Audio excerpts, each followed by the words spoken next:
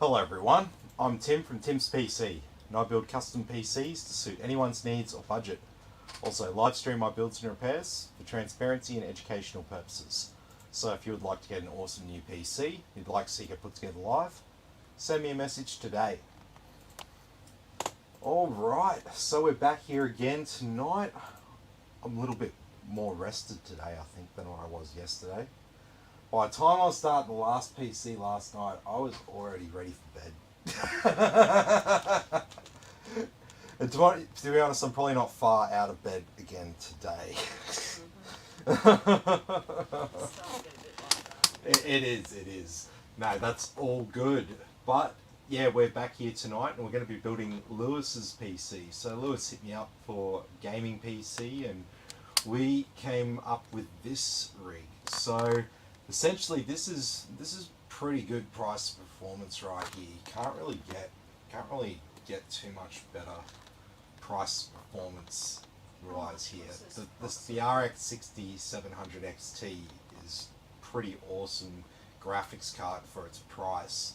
Like you can get them for the same price as what some 3060s are going for, and it's much closer to a 3070 Ti than a 3060. So yeah, that's just to give you an idea of where it sort of sits. So it represents really good value. And then obviously we've got the i5 11400F here, which is an excellent gaming CPU in terms of price performance. Pretty much it's within striking distance of a Ryzen 5600G, and it's about $100 cheaper. So same 6 cores, 12 threads, so similar multi-core score and all that. But anyway, we'll go through the components here and we'll put it all together. So as discussed, the i5 11400F 6-core CPU for our build. We've got the B560M Pro VDH Wi-Fi motherboard from MSI. We have this is the MSI Mech 2 RX 6700 XT graphics card. We've also got over here a 500GB NVMe SSD, a Kingston NV1. We've also got 2 kits of Corsair Vengeance RGB memory. So it's a total of 32GB there. There's also a hard drive down there on the table. It's just a 1TB WD Blue. We've also got some RGB fans, and it's all going in the Antec, I think it's the NX320 case, is that right?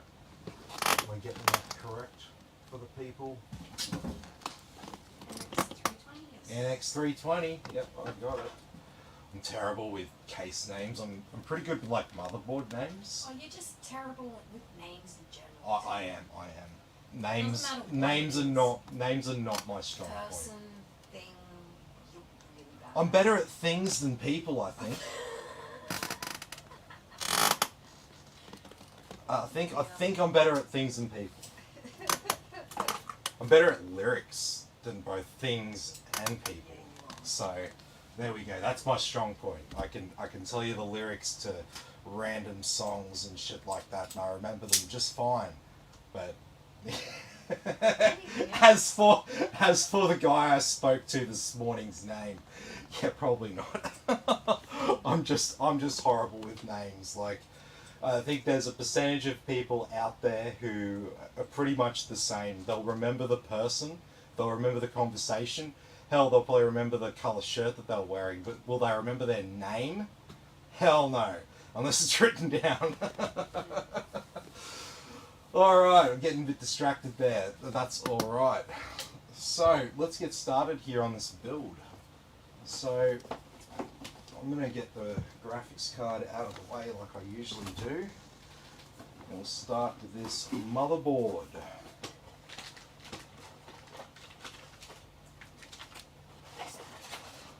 So what else do we need from in here?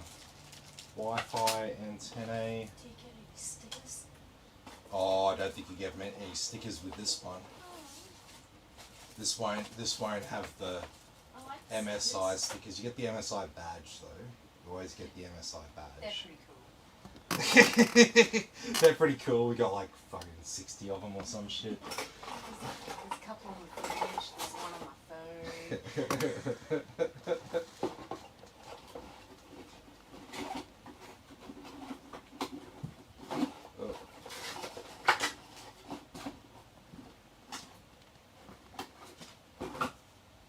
Okay.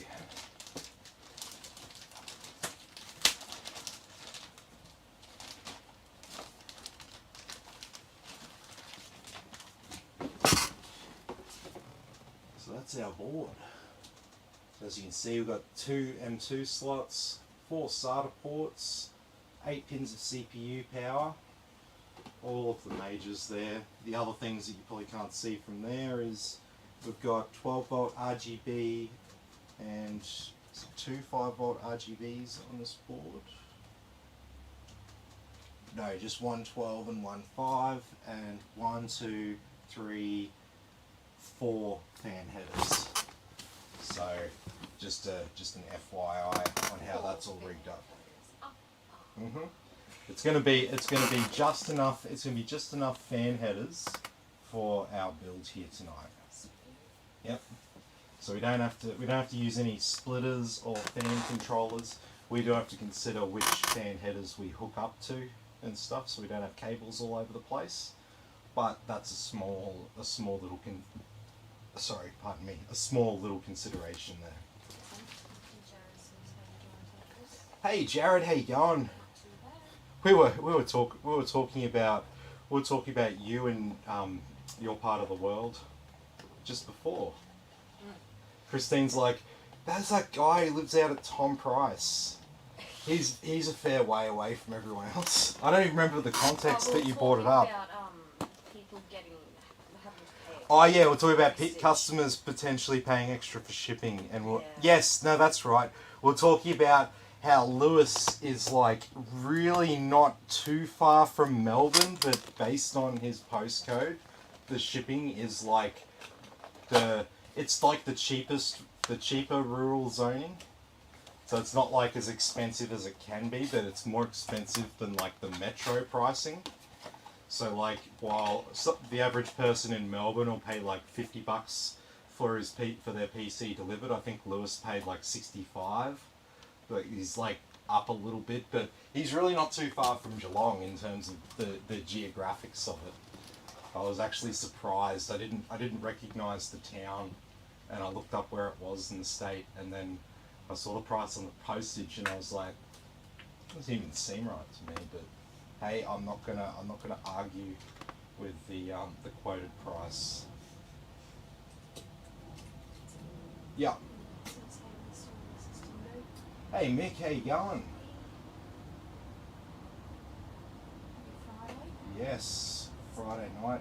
Usually a quieter night for streams in terms of the audience that watches live, because everyone's doing stuff on Friday nights. It's only like only the serious nerds who are here on Friday night hanging out with me.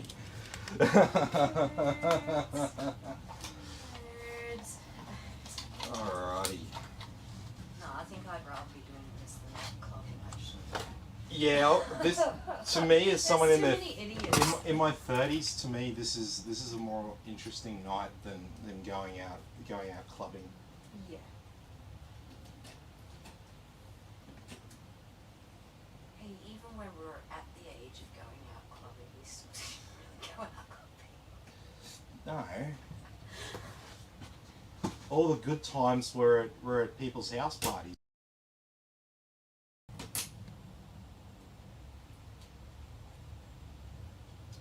There we go.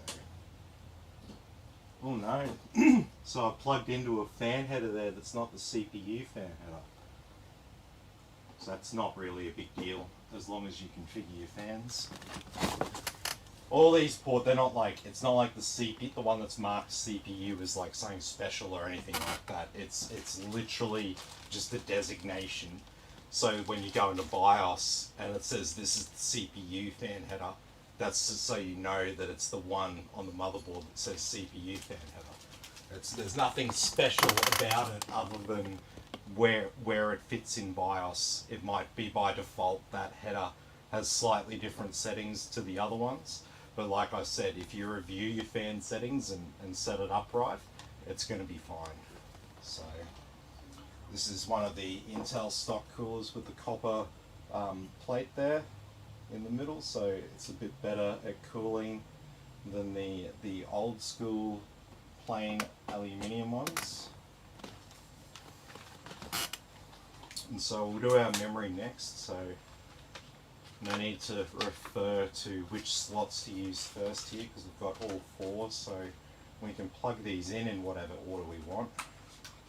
It's not going to make a difference.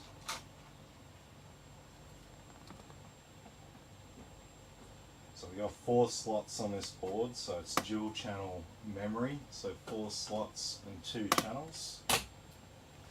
And so the reason that's important is the CPU can talk to each channel at the same time. So there is latency improvements there. So if you have one stick of 8GB or 2 4GB sticks, you would have the same amount of memory, but you unless the 2 4GB sticks were really crappy, like speeds or whatever, the 2 4GB sticks will always outperform the 1 8GB stick. But it doesn't scale like if you've got 2 and you've got a dual channel motherboard. 3's not gonna get you any sort of improvement over 2. It'll just increase the amount of memory in one of the channels. You'd need for it to be like a 4-channel memory setup for it to be an improvement by adding another stick. So you can get the high-end workstation boards and they'll have 8 slots for memory, and a lot of the time they're either 4-channel or 8-channel memory.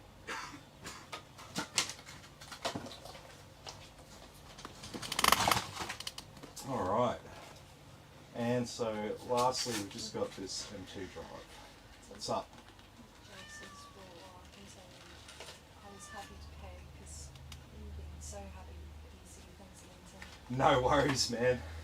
And yeah, it's I think as you said at the time, you're like it's like a 6.5 hour drive to Port Hedland or something like that. That's the nearest computer shop, and it's a Harvey Norman. Yes.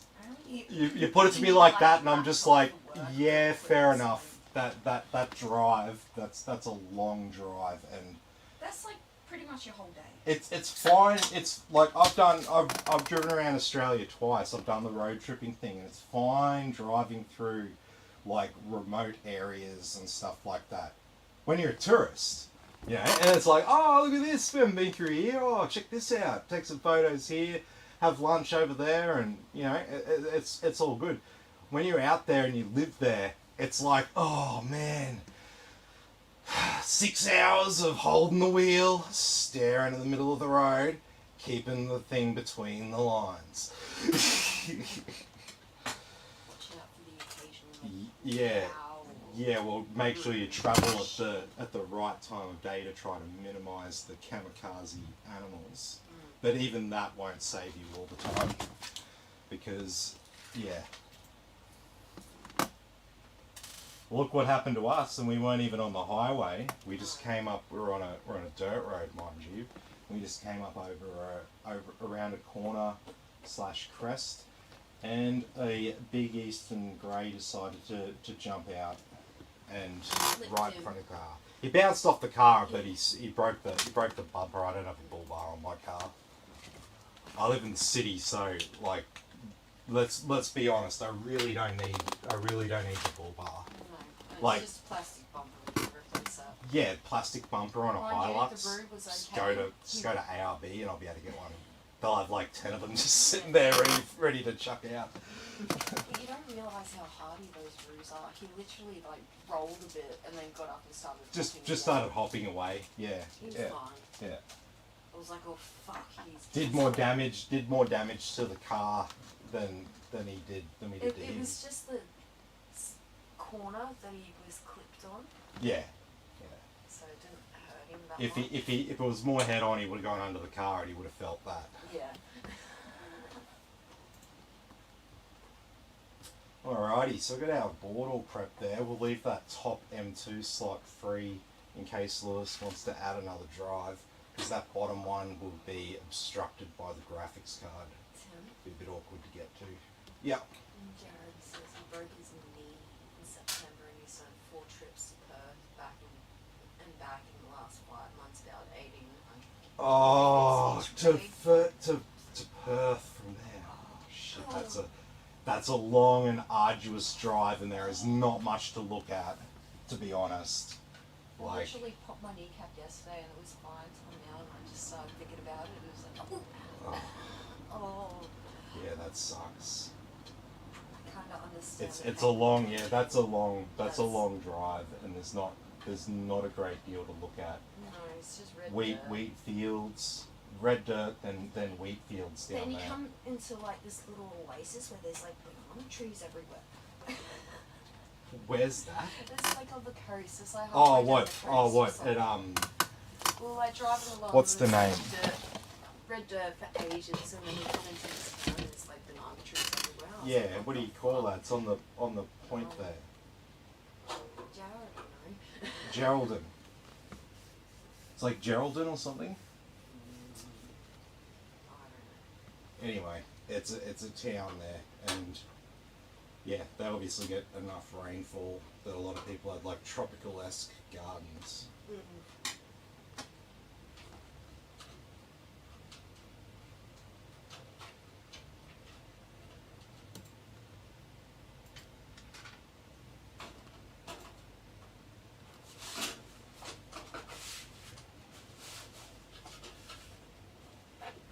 Oh, jeez.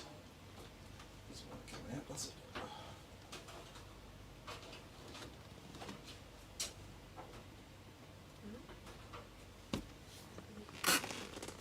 Bolts undone? Yeah. Oh, I see. Come They're on not now. even Yeah, I've taken the bolts. There we go.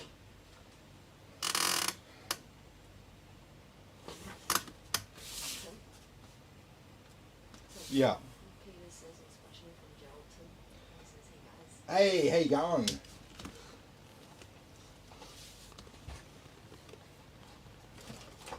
Yes.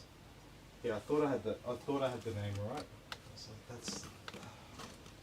I wanted to call it Carnarvon because we've just gotten back from Carnarvon, and like if I visualize the words, yeah, it's way off. I know it's not right, but like in my head, I'm visualizing it on a map, and I'm trying to remember the name that's at that point on the map, right?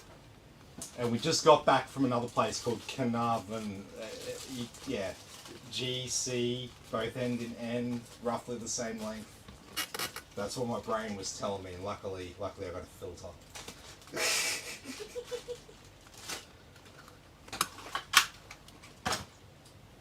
Some people don't have filters. Yeah, Yeah, that's what you're talking about, right? That's the place you're talking about. She's just looking it up on the map. Yeah. Yeah, nice little oasis up on the coast. Yeah.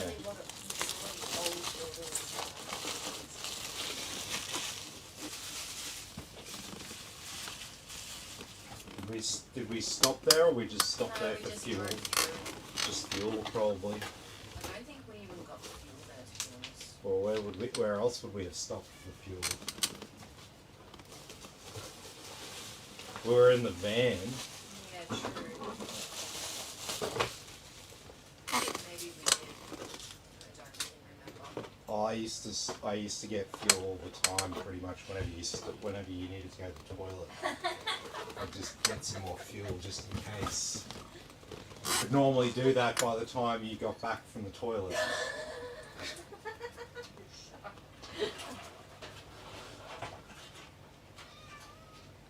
Meow. You want dinner, cat?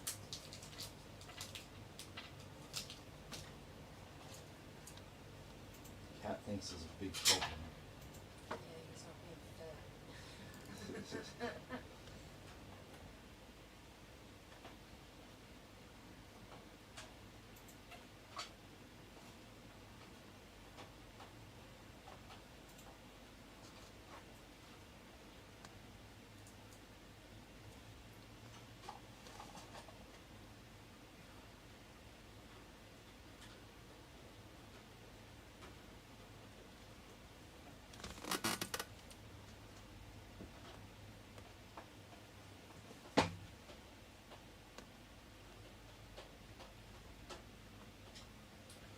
Alright.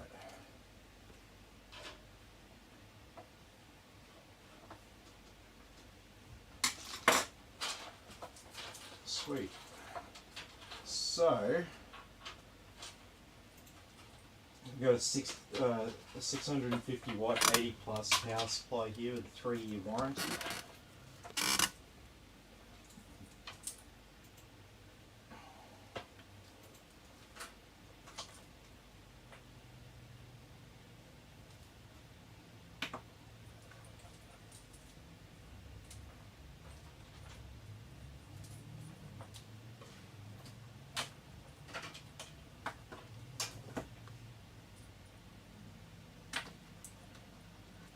Okay, so we'll need most of that.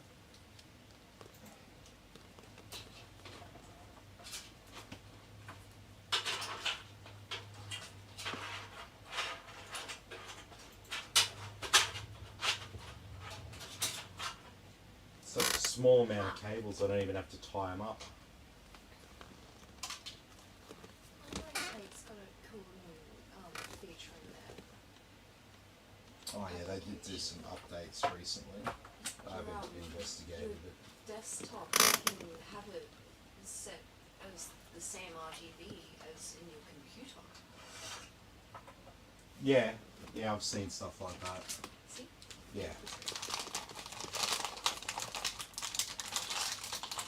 There's one for display will stop at Metro.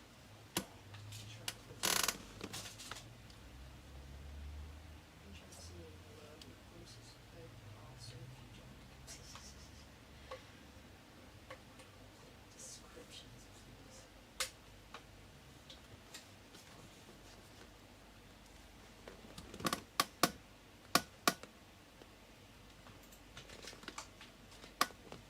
Oh wow, there's all these different. Huh.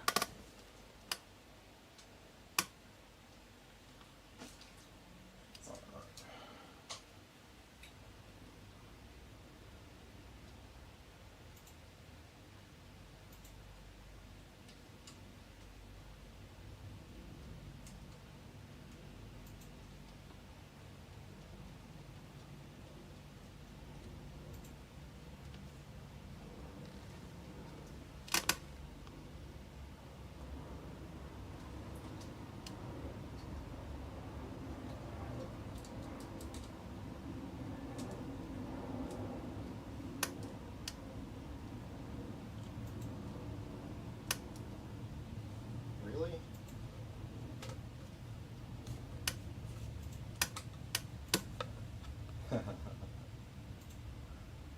The hard drive bolt I used was like too thin, and it's like stuck in this plastic thing now. There we go. Oh, you have to recreate the computers or set my phone up.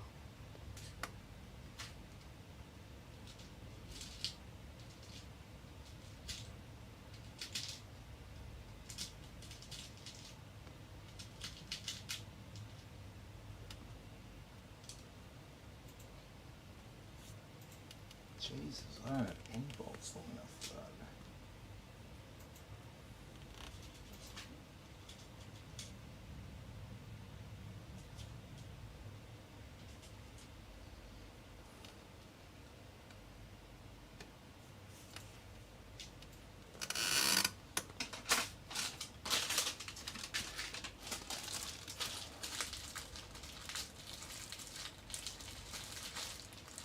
Aha, they do have some extra long threads.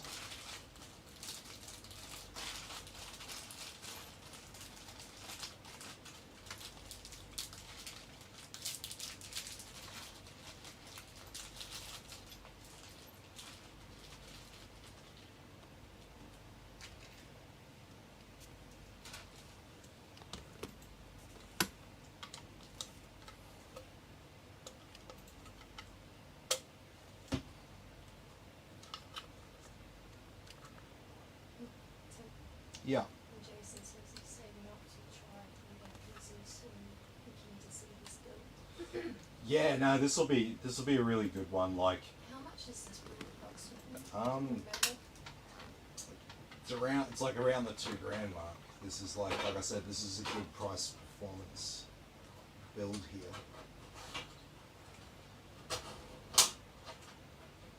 There we go.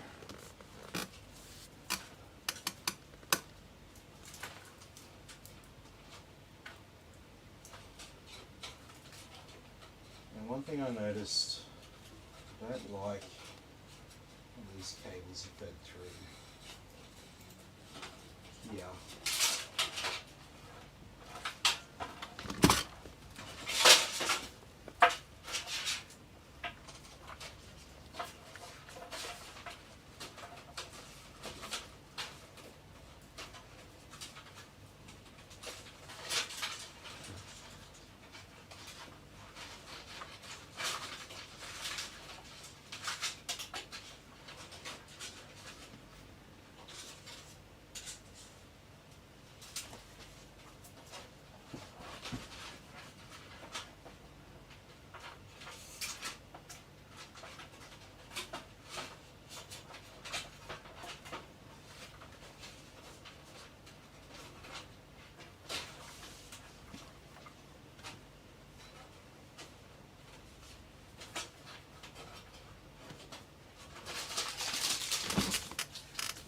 Sweet as.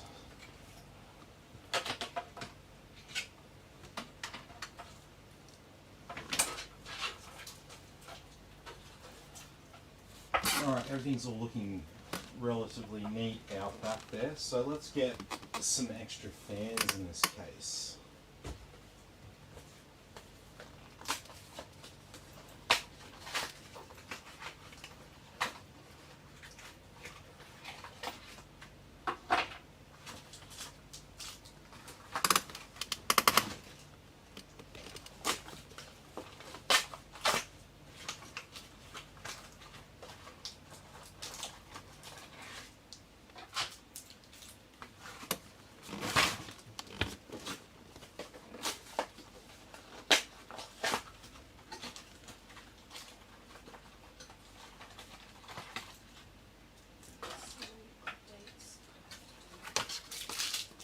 I haven't done that for a while. My PC, I'm like, ooh. Right. And all this new armor coat stuff. Yeah, that only came through pretty recently. It's like chipset driver updates and all this stuff. Yeah. Hopefully fixing the problems that you've been having. I don't think they'll ever fix those problems. Because problems are part of who they are. No.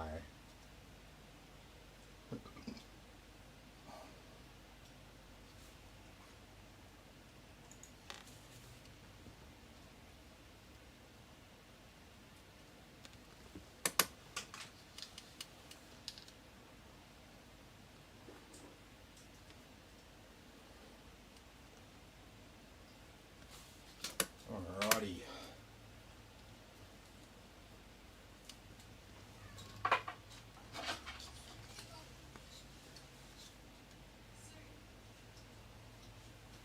So this will look pretty good. We'll have 3 fans here in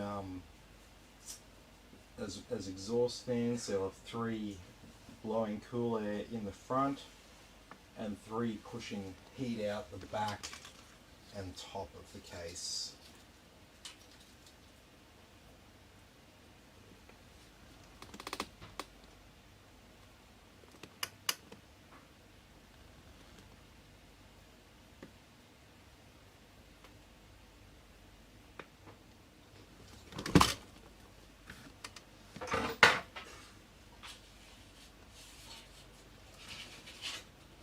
Nothing I can push them through there. No.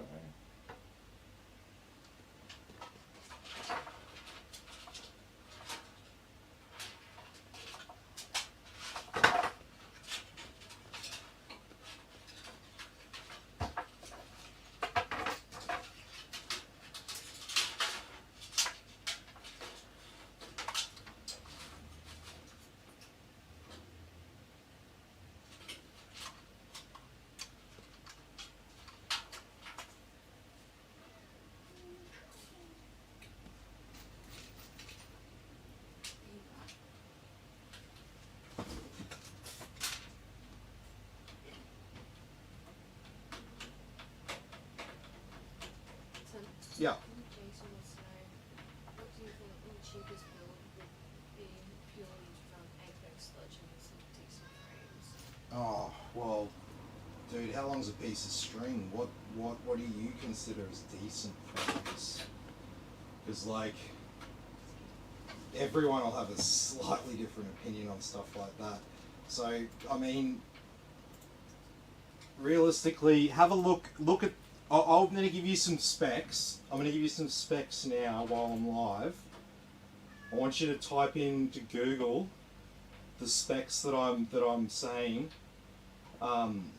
with the word benchmark or the word tested after it, and then the word Apex Legends, and then you'll get some like performance data from like a system with a certain CPU and graphics card, and then if you think that that's decent, then I can like give you a price on that, if that makes sense.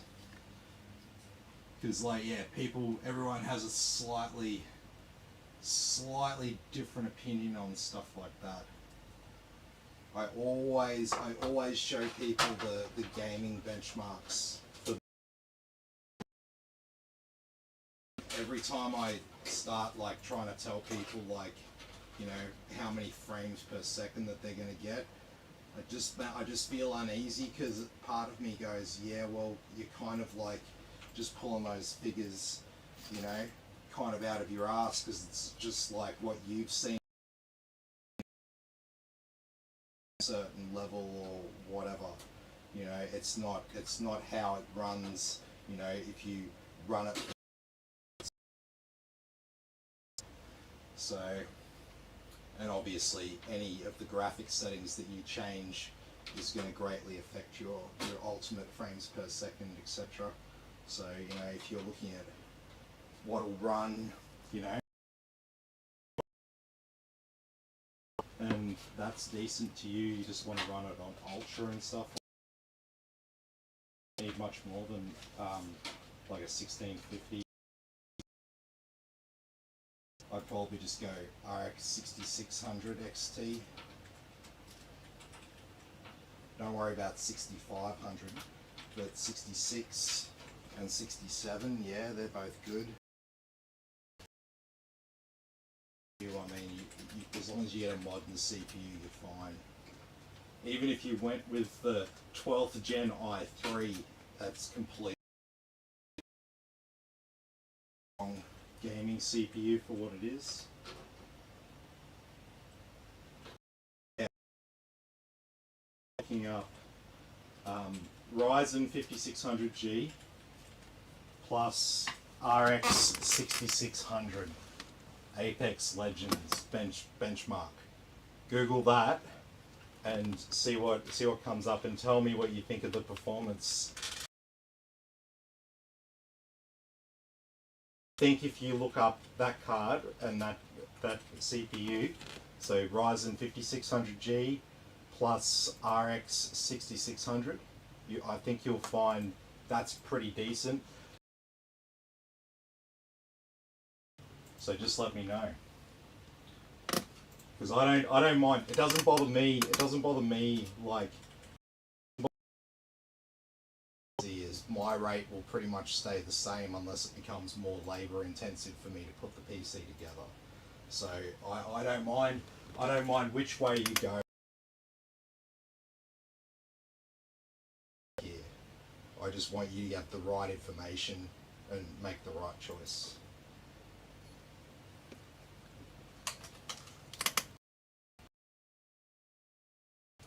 Okay, so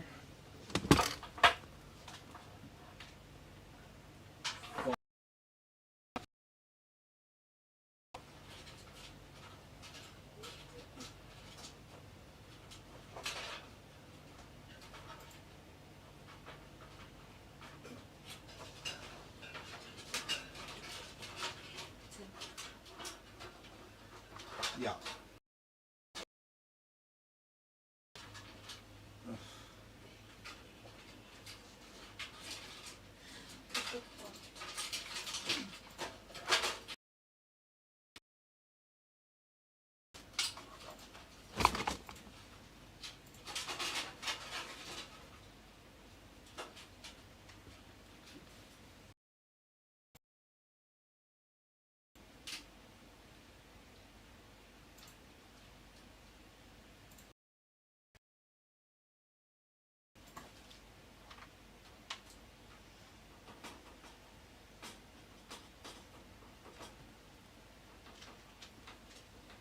then yeah, if that's over here, i5 10400 F plus. Have a look at that. That might be okay for you as well. But if you can afford to spend a few extra $100 and get the first option, it's going to hold up better over time. Yeah. Lewis, Lewis build, your thoughts? Any more rundown you can give on this build? What do you want to know? This PC, obviously. Yeah. What's the biggest graphics card you could put in with power supply? What's with it? Oh, you've got a fair bit of headroom on graphics card with a 650 watt. You could upgrade from this, but the thing is, the upgrade is a big jump up in dollars. From here is going to be the next tier up. So you're moving from mid-range PC up to,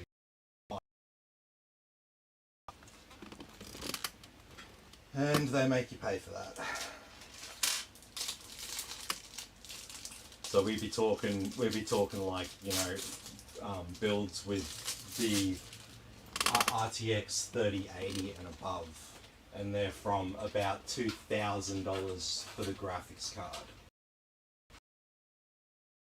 Serious upgrade. Any other upgrades and stuff from here, like anything less than like a 3080 and stuff. See, when we run this 6700 XT is pretty good for a well, I think it's about 11.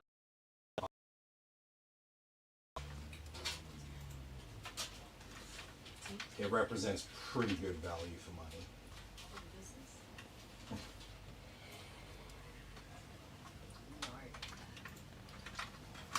Okay, so we've got our IO shield installed there, so we've just got a couple of extra offsets.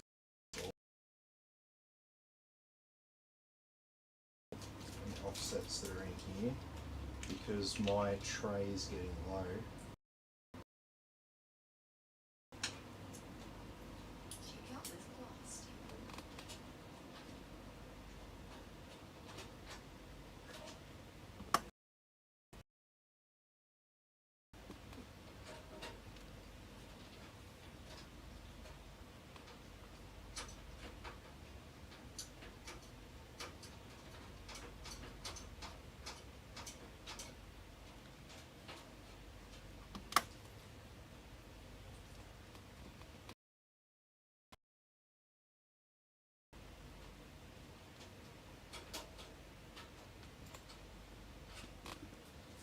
And they don't give me enough, so I have to remove one of the ones that were installed.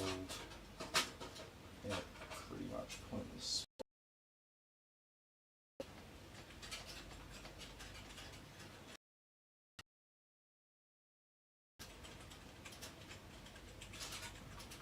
There we go.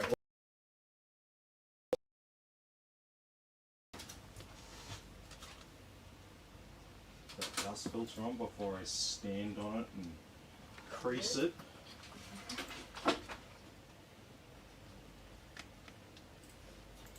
Okay.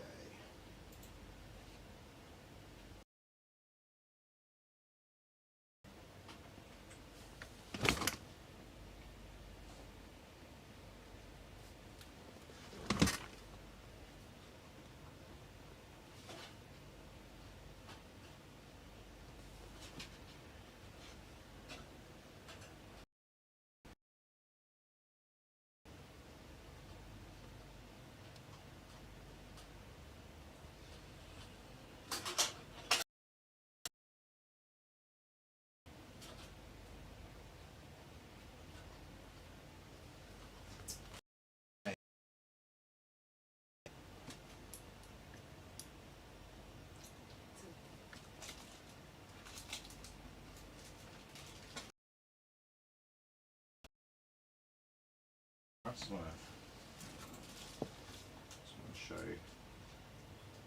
Just so like everyone.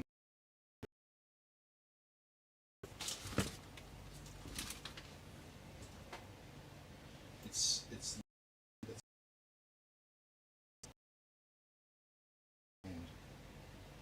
got a little like bevel on the top, and then a fine thread.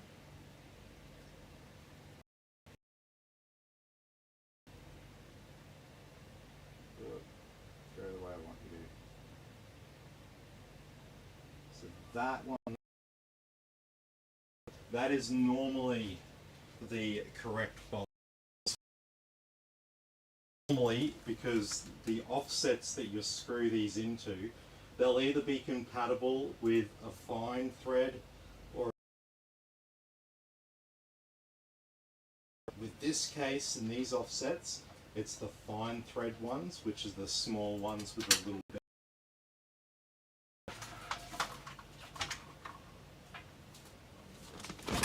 It sounds like completely obvious, but like it's not completely obvious to like anyone who just like opens up a PC with all these random which ones are which, unless you like go through the manual. How many cases have manuals these days like that tell you anything meaningful about anything other than warranty or something like that? So you can go ahead and take that one.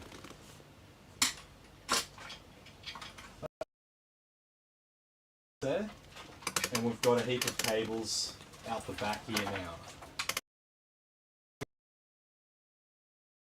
Make sense of all this. It's pretty easy. I just sort of sorted out and together. So all we have to do is hook some stuff up. So we're going to need one for our 1 terabyte hard drive there. To power the RGB fans on the front of the case down beneath the other hard drive there. And any of these excess ones, we'll just tuck them around the lip of the out of the way there.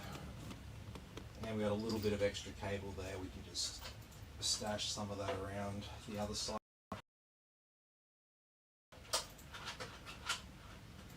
And there we go, we've got our 3 fans on the front all plugged in. That was really easy. Drive powered. We will still need to add a SATA cable to this.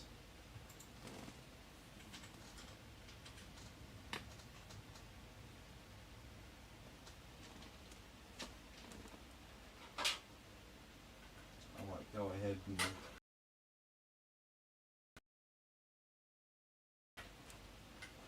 the motherboard, you do that just like that, and I can run this cable down here, and so I won't be plugging this in just yet, just to do with a tech installs itself and using M2 SSDs as opposed to SATA, so really nerdy stuff. Basically, Windows doesn't just partitions that it installs on the hard drive that are used independently from the main drive that has Windows. Basically, Windows by default will always put the boot manage partition on whatever is in the drive 0 position. To have your operating system on it. If you have a drive plugged into drive 0 and it's got nothing on it, it's going to put boot manager on that drive 0. And you've got a SATA hard drive plugged in, it's going to detect that SATA hard drive as drive 0 every day of the week. That's just a quirk of the Windows 10 operating system there. So if you don't want boot manager to go on if you want it all to be on the one drive, which is ideal, you need to have no other devices connected that are higher up in the hierarchy than an M2 SSD, and they are lower on the hierarchy. So you can't have any other SATA devices plugged in. You need to have your M2 SSD needs to be the one in drive 0 that you select to install Windows on. If not, it will do funky things with Boot Manager, and then you might remove that old hard drive and go to upgrade it or something like that. And as soon as that's not connected to your computer, you won't be able to get into Windows anymore. You won't be able to easily recover Windows, none of the recovery, none of that will work. So there are technical fixes to it, but yeah, it's for an ordinary person, that's pretty much like, oh shit, I need to reinstall Windows now. So not a good situation to be in. So a lot of people make that mistake with Windows. It's not consciously aware of and stuff like that. It's a really weird little quirk of the operating system. The only reason I know about it is just because I've dealt with crap like that before over the years, so I know about it. It's always been a thing with Windows, and even on like Windows 7, if my memory serves me right, that was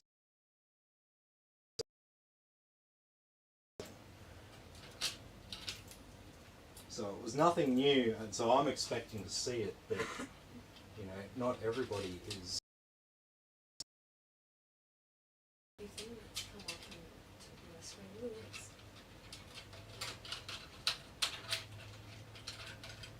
I think that's Armory Crate. Oh yeah, it is. Oh no, that's is you've got an ASUS monitor, and it's just updated the firmware on your ASUS monitor, and it's reset. I thought it was like some scam website, like. Oh no, yeah, no, that's like software that comes with the monitor. Oh, okay. It's just, and it's just like, yeah, just bought that up.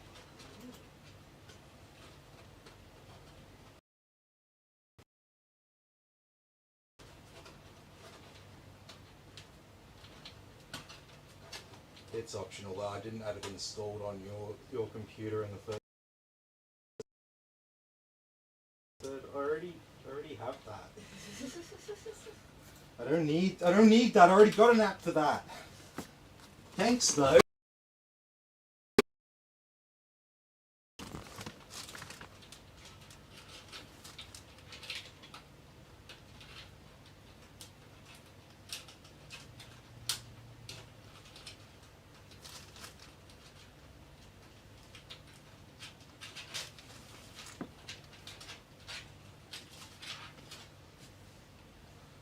Okay, so I'm just sliding a couple of board here for our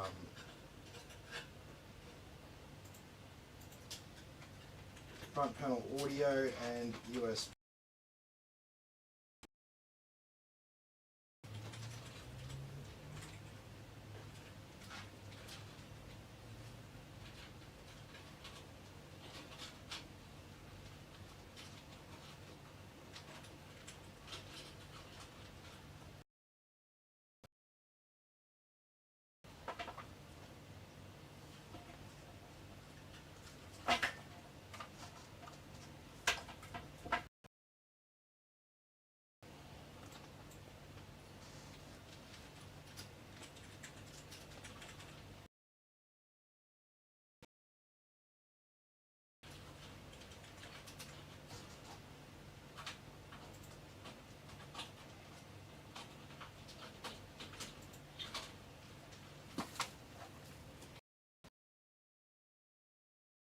I think that back fan is going to come out of this. Oh.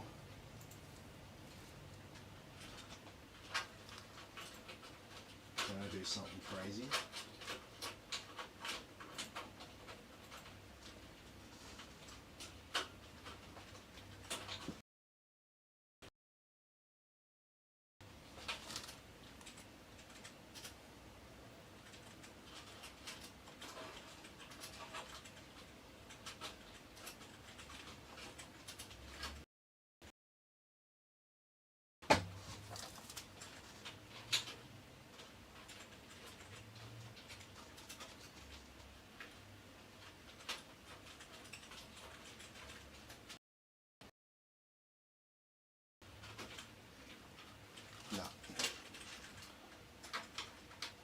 just too tight with the two on the top.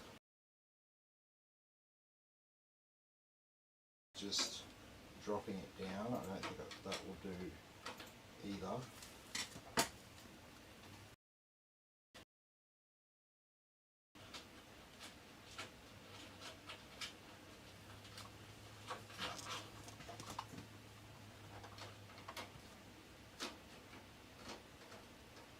That's unfortunate.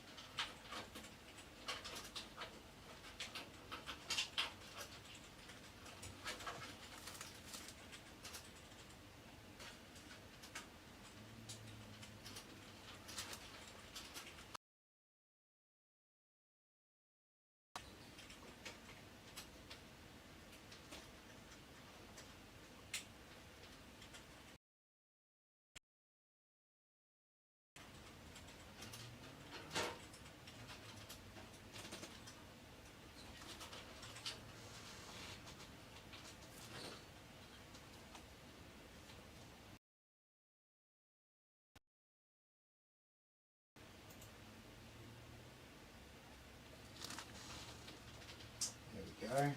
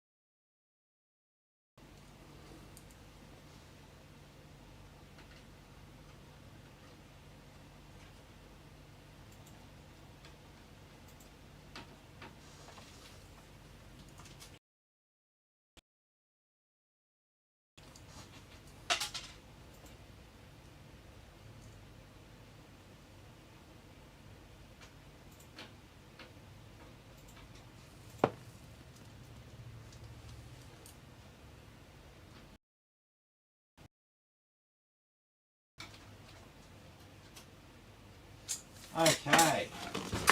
Bloody hell, that's always painful when that happens.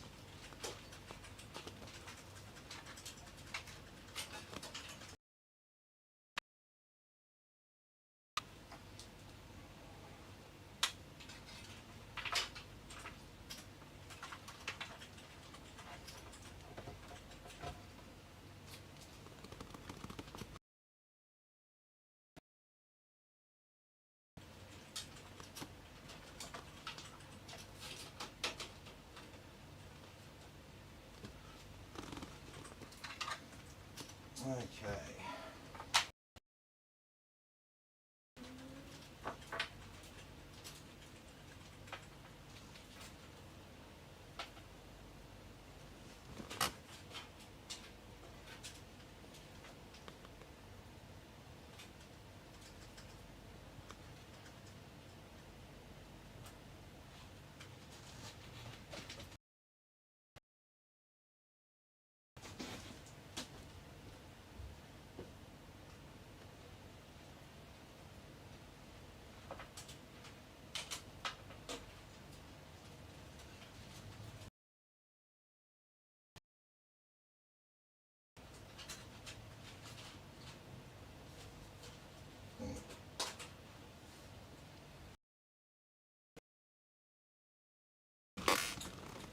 So we've got 3 additional fans that we've got to plug in and power off our motherboard.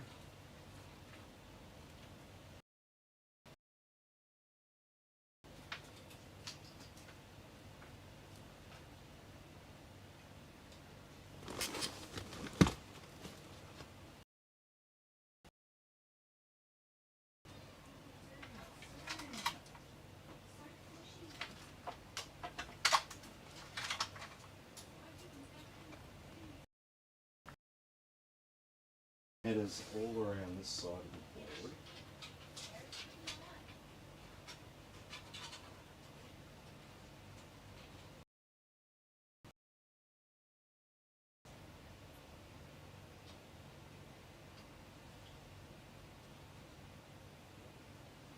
One.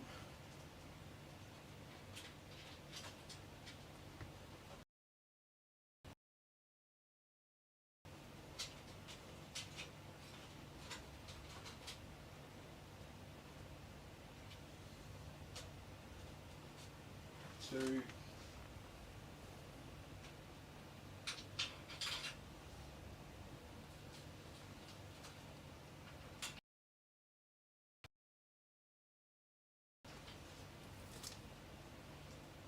And 3.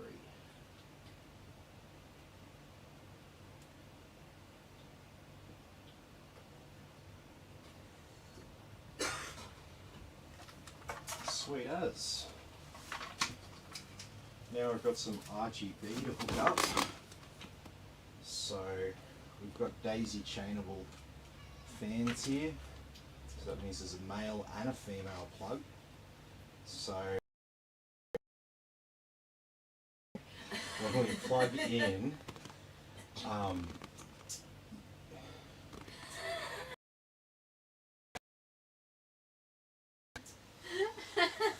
Oh, he's going red. Sorry.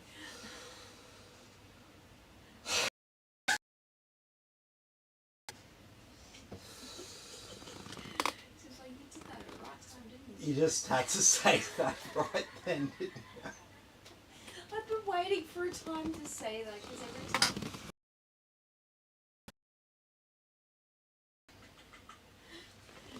Anyway, Jason says just took a quick quiz.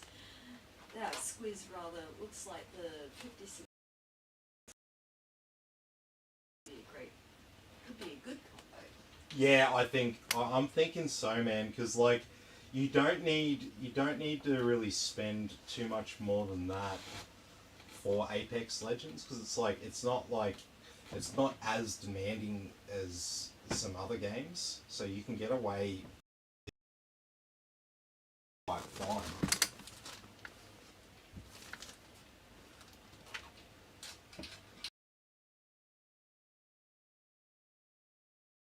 Where is that 5-volt RGB? Right here. Right here. Right on the refrigerator. Mhm.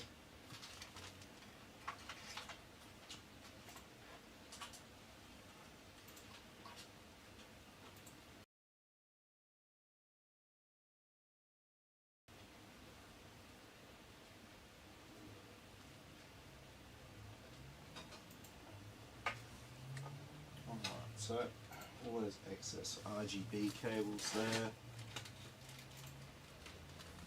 I'm just going to chuck one zip.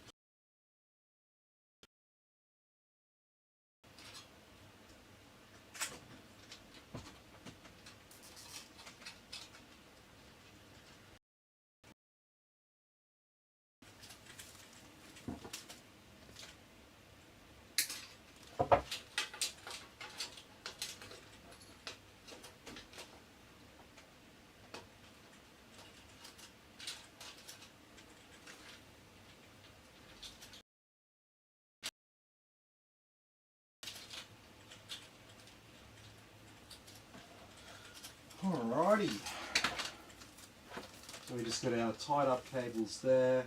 Everything else just sort of run around the rim of the case there. Sort of tucked behind that little bit of a groove there.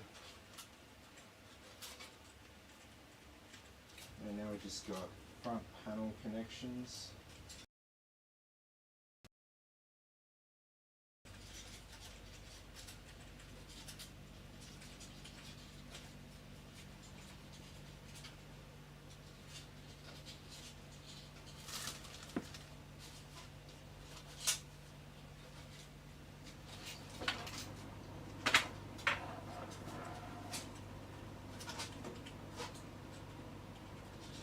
HD LED.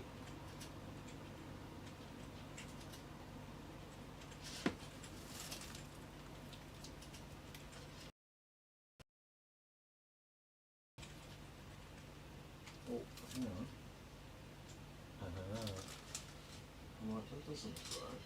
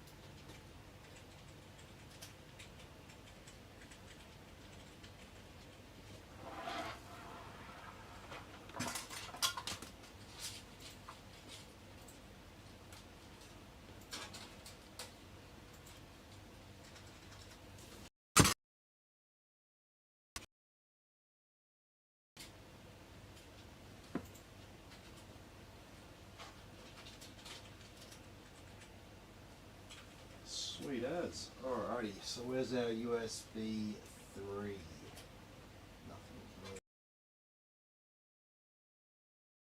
Nothing.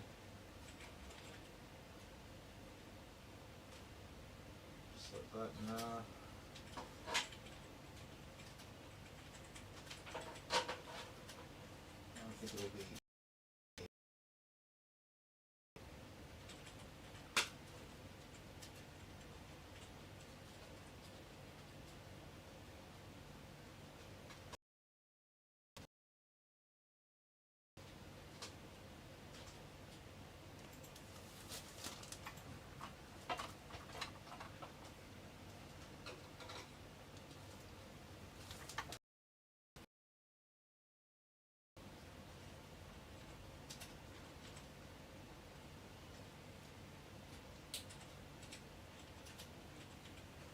Okay.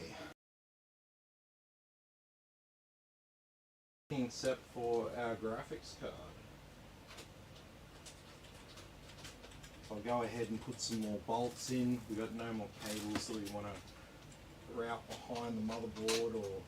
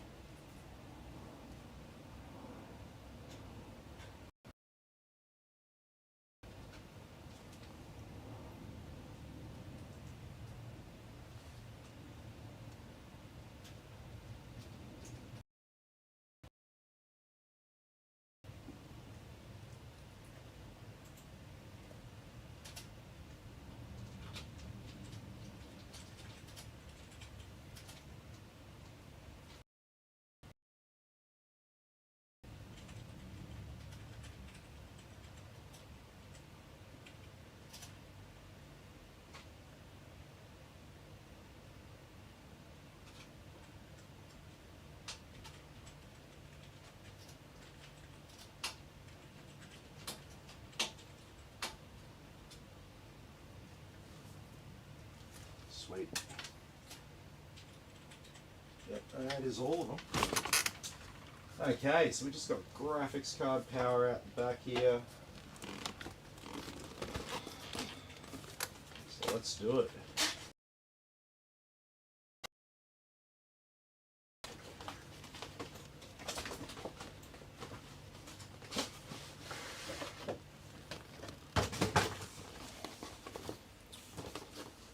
So there's two things that MSI are famous for. Like, you'll see all sorts of random products out there from them. The two things that they are famous for as a brand is their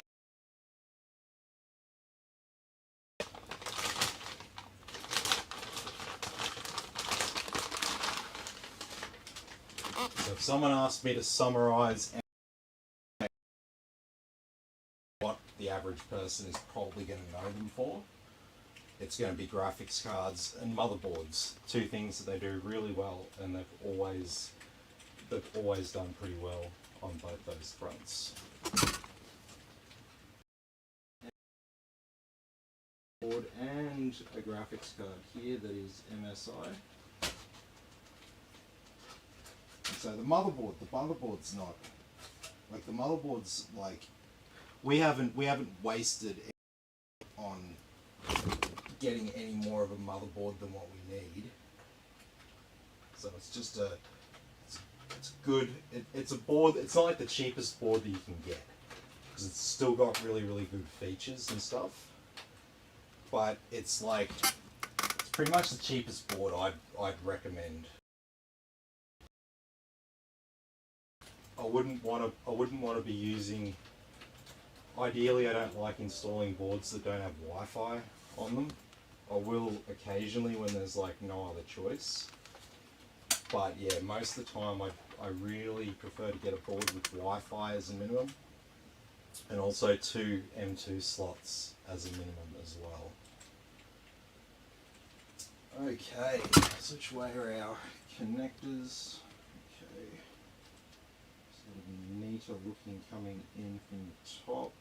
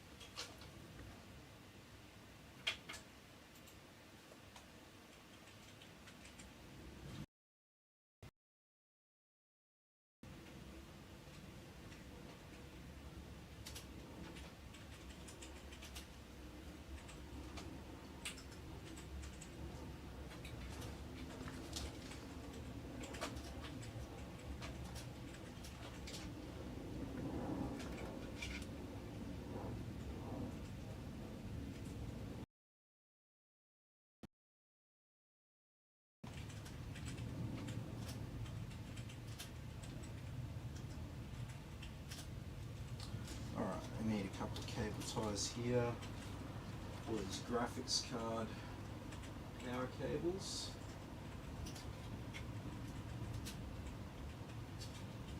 So we want them to look nice and neat.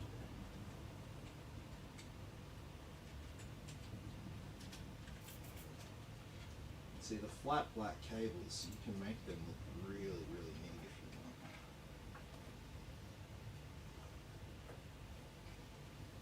Just takes a little bit of playing around.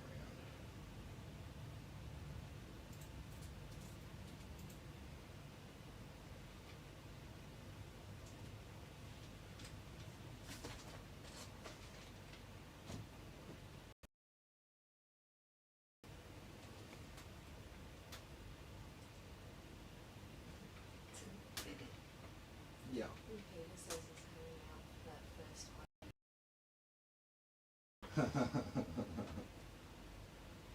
Jason says perfect, I'm off, but keen to get a price and like they'll give me something to save towards. Yeah, so yeah, I mean Send him a message. you'd be looking at Remind him. for something like that you're looking at the low two.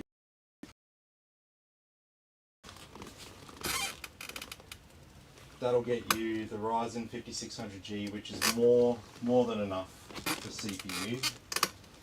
You could skimp and go something less, but see the thing is, what some people don't like. I understand like when people are on a budget and stuff like that, but sometimes it's like buying like PCs and analogous, right? Like this for the same reason that you don't go and like when you go to buy a car, even if you're going to buy a cheap car, you don't like go and find like the cheapest car that you can possibly get, right? Because that's probably going to waste you money long term. Most people sort of can understand how that works. Oh wait, before I put this back panel on that was really hard, I might want to actually plug that SATA cable into our hard drive. So I'm getting ahead. See, I'm in my 30s now, so now like 9 o'clock on a Friday night, that's like, yeah, I'm ready for like, you know, nice hot chocolate, some YouTube, and lying down in bed.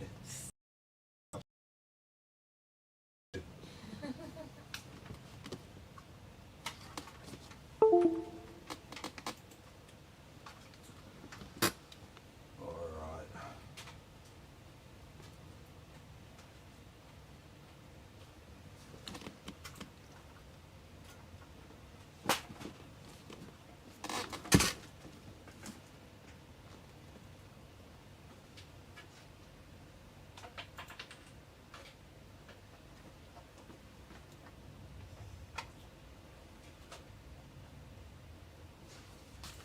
Okay.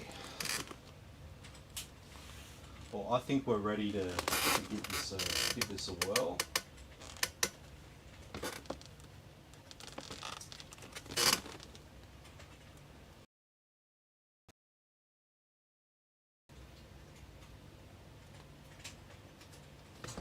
Alrighty.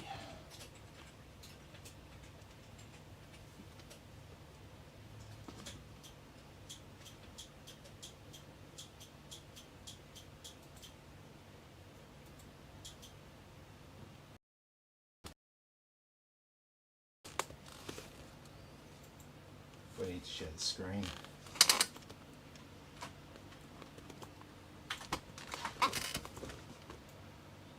Okay. So we're going to tell the BIOS we have the box cooler there. I'm going to go and do hardware monitor here at first.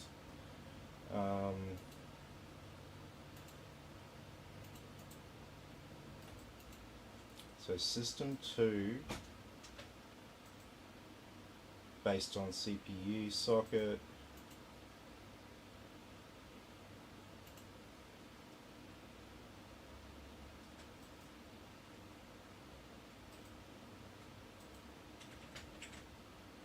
These are all PWM fans.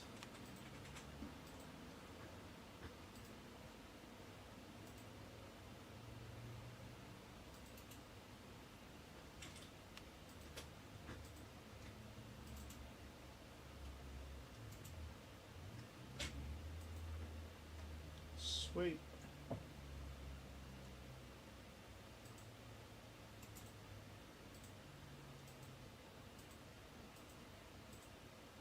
All linked to CPU core.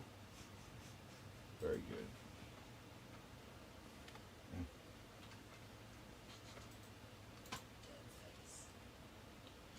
And that will be it from in there.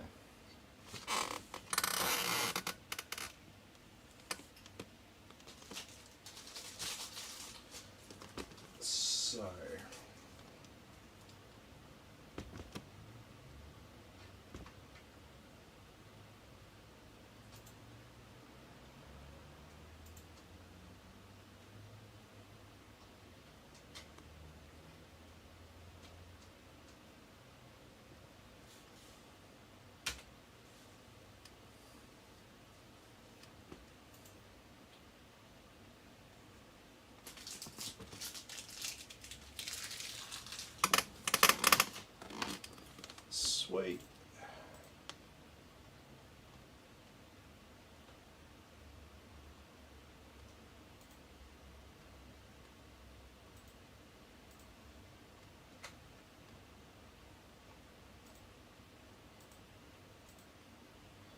Alright, there's our drive 0, that's our NVMe SSD there, so that's what we want.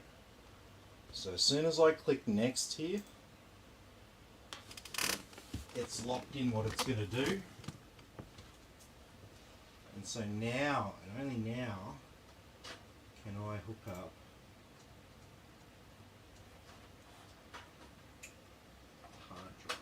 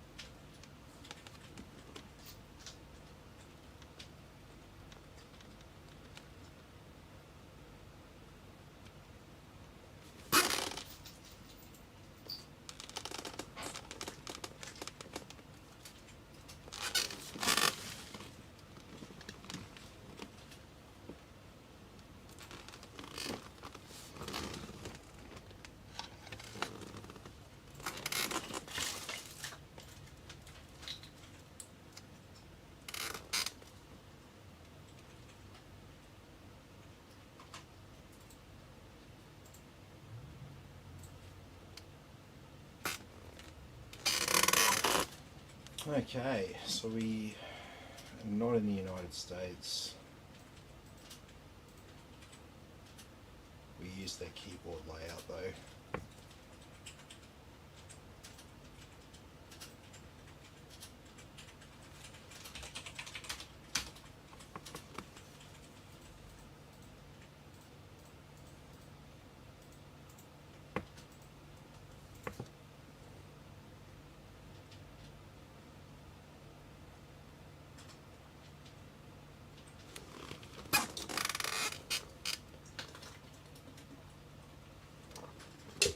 Sweet as.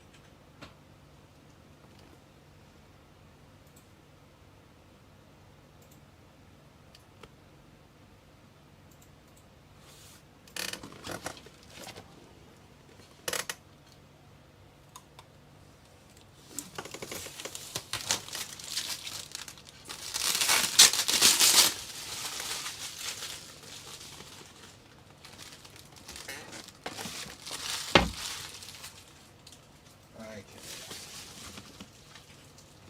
Now let's plug in some internet.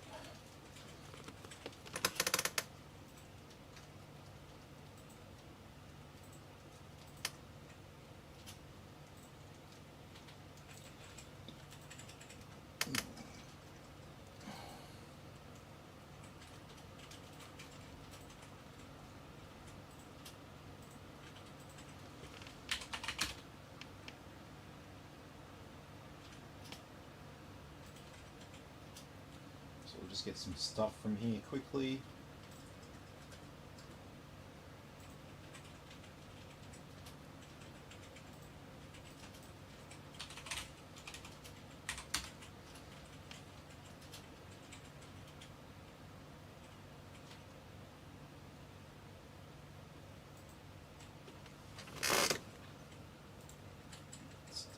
some of this.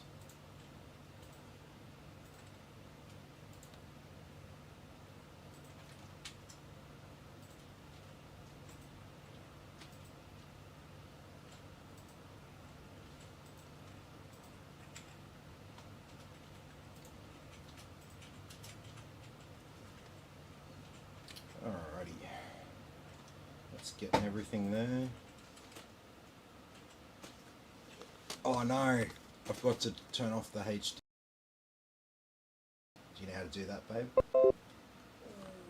I can do it, I can do it. I can do it. So we stop.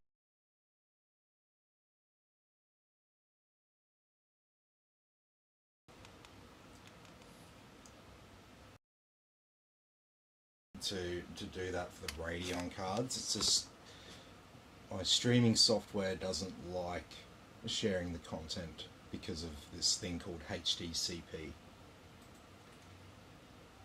Alright.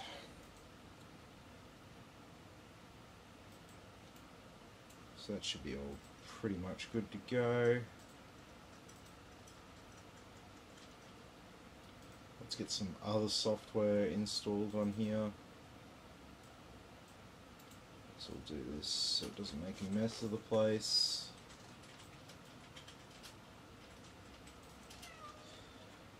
Acronis, yes. We've got a Western Digital drive, so we can install Acronis for WD. That'll allow you to make disk images and all sorts of good stuff. No.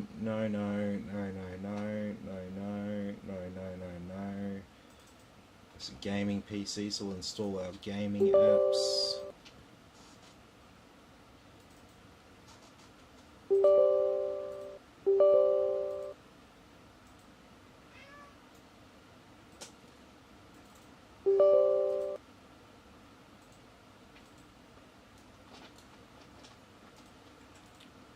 Okay.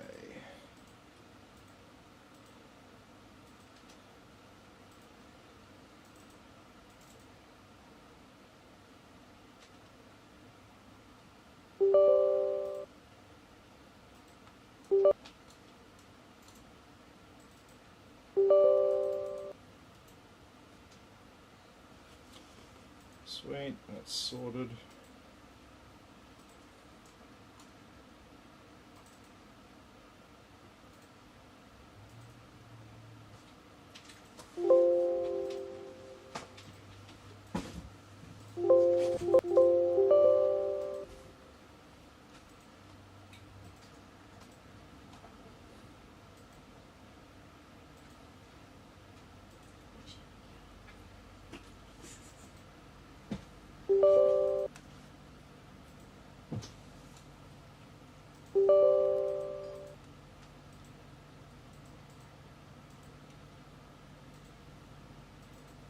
Hardware monitor, yes. Got Corsair memory.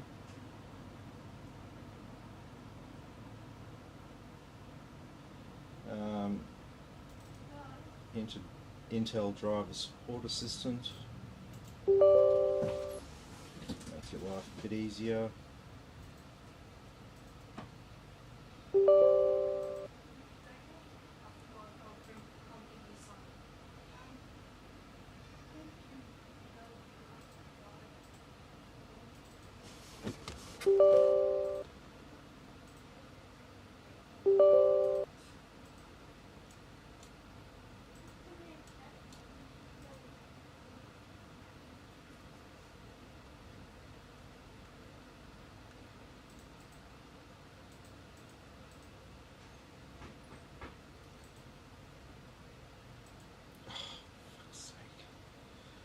One wrong click, right?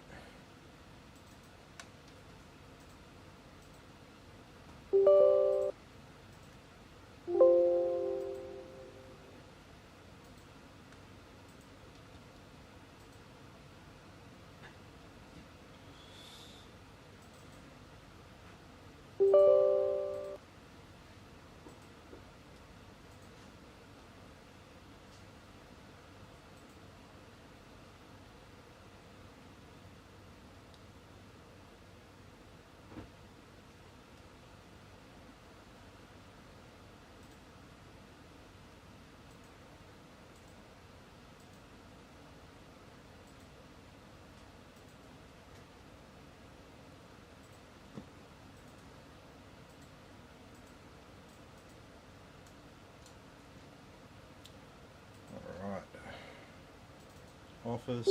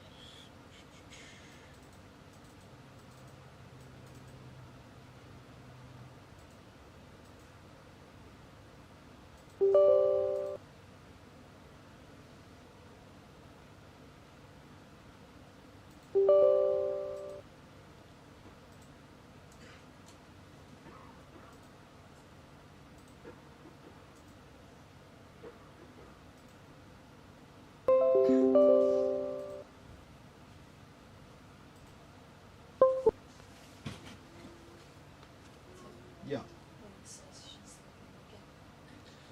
looking Yeah, no, definitely. You'll see our you'll see its performance soon. That's what we're installing here. That's Heaven, Valley, and the other one is Superposition. Superposition always takes a while to open up the installer for some reason. There it is.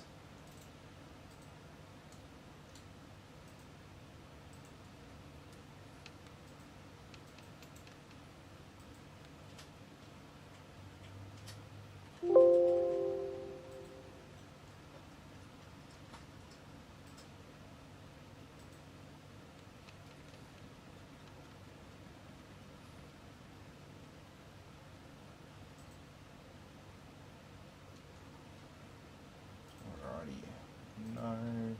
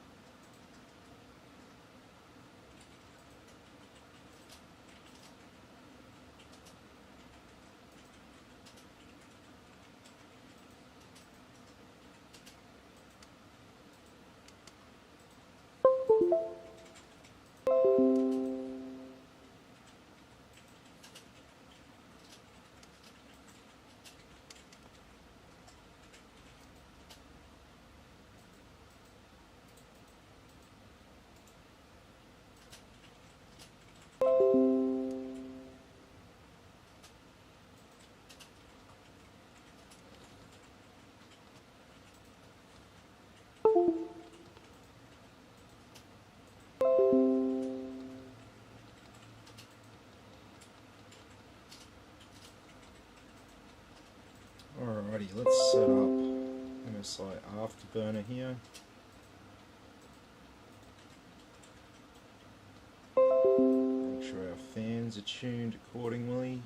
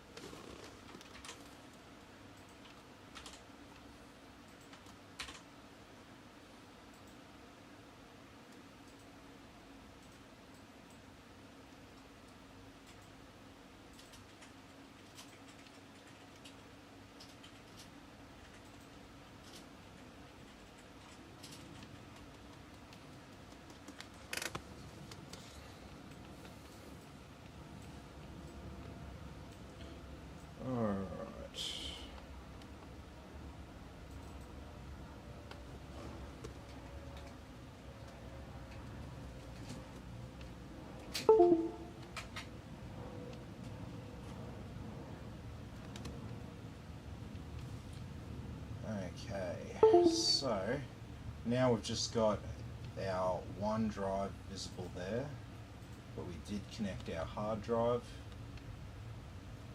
so we'll be able to find that now. Yep.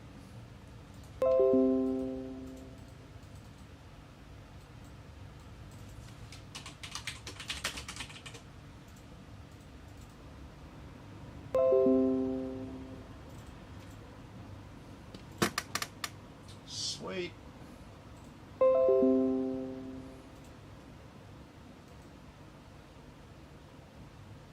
Everything's all good.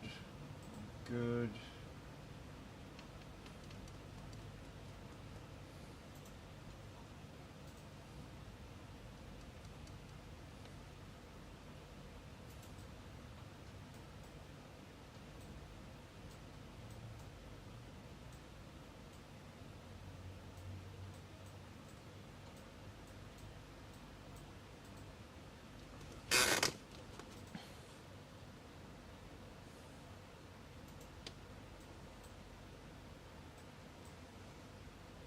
Come on, MSI Center.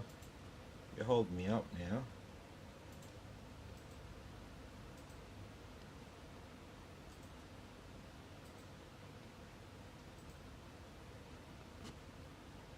Bluetooth, yep.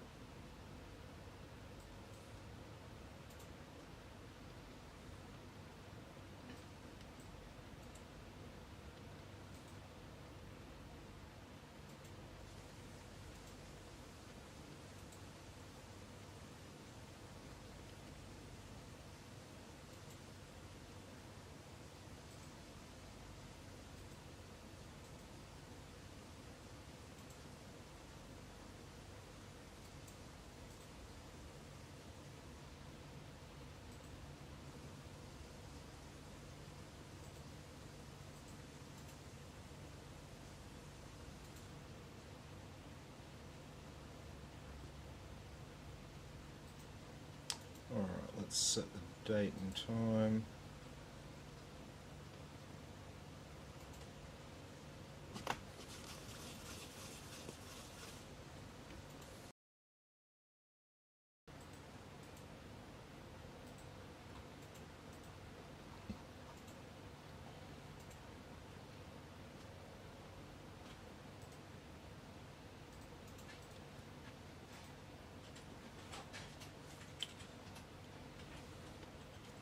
Excellent.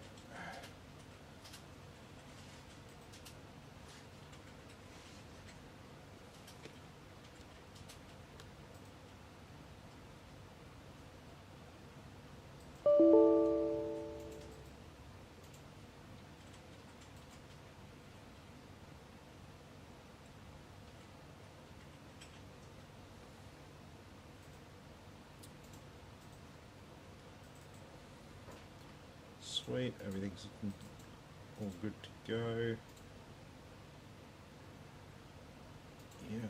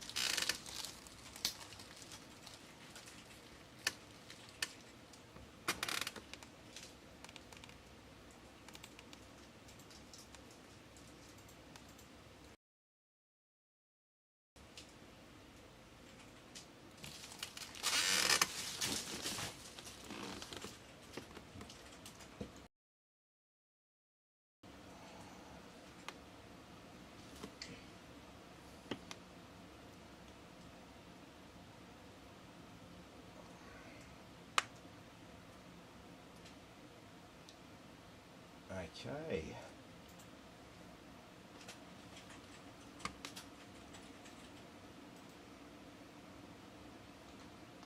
Now we should be looking pretty good.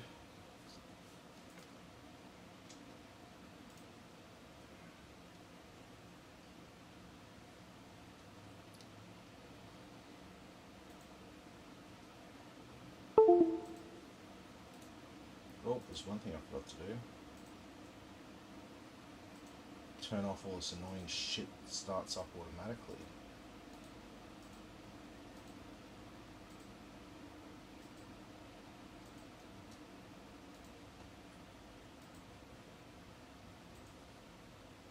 IQ, yeah, that's fine, that's fine. No Origin, no Steam, no gaming apps. I'm sure we can decide what game we want to play. When we open up our computer, we don't need every single gaming app coming on all at once.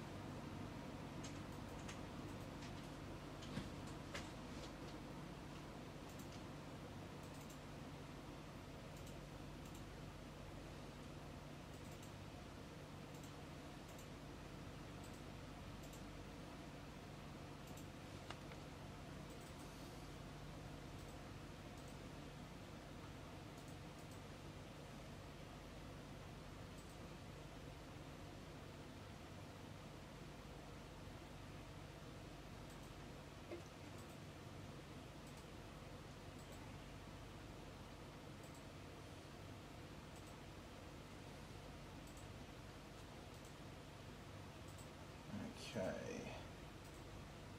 And everything's all up to date. Sweet as.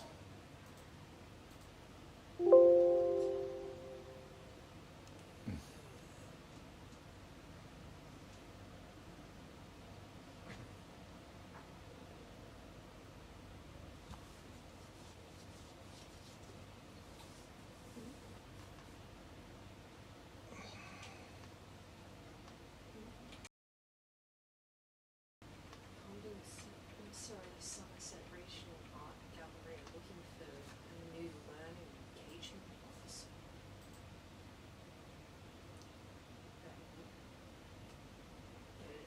Kids excited about art and cultural stuff. Any jumped in?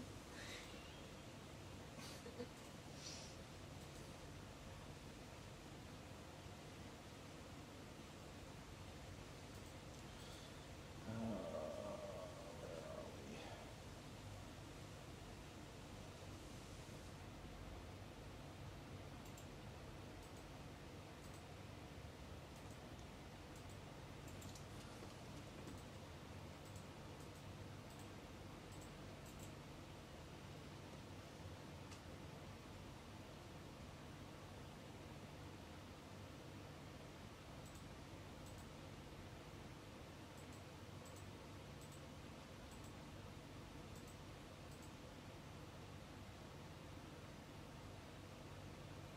Where the fuck is...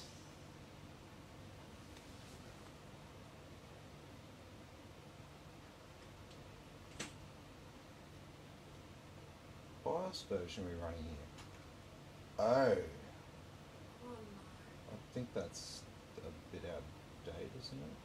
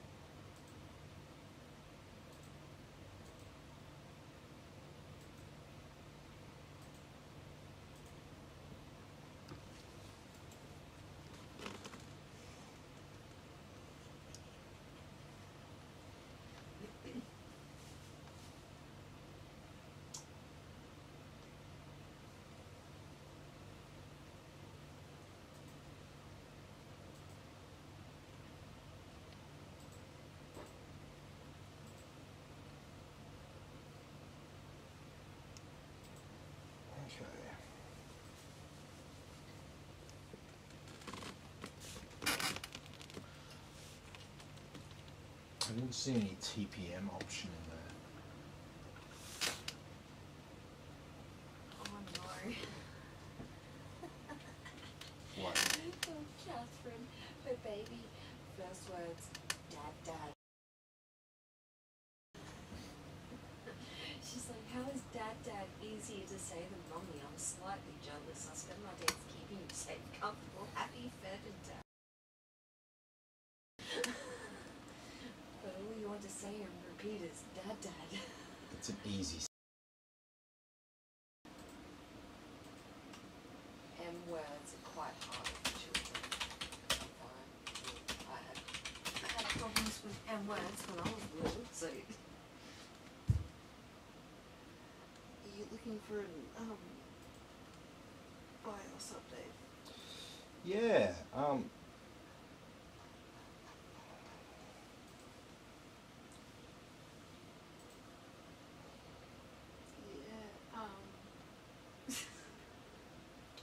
Yeah, here we go.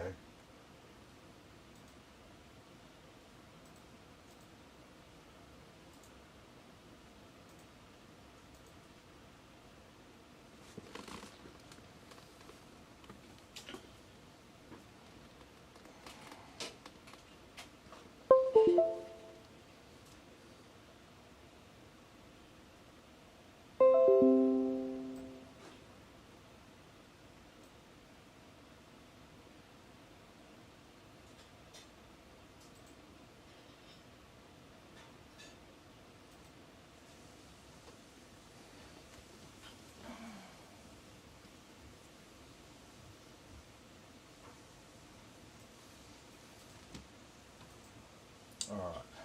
So it's definitely got the right BIOS on there.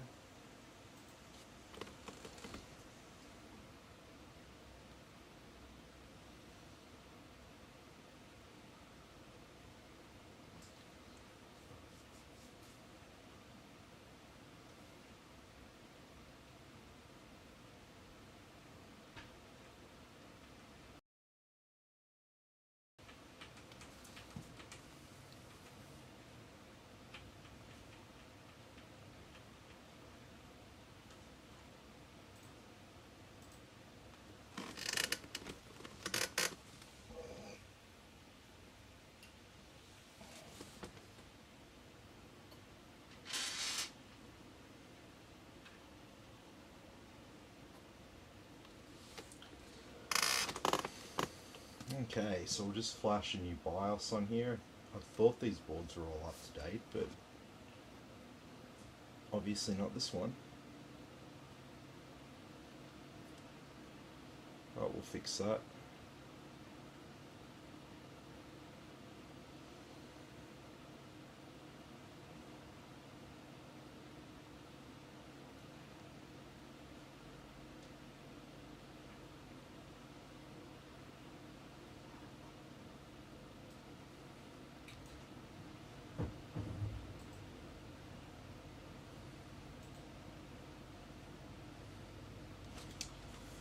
Sweet as.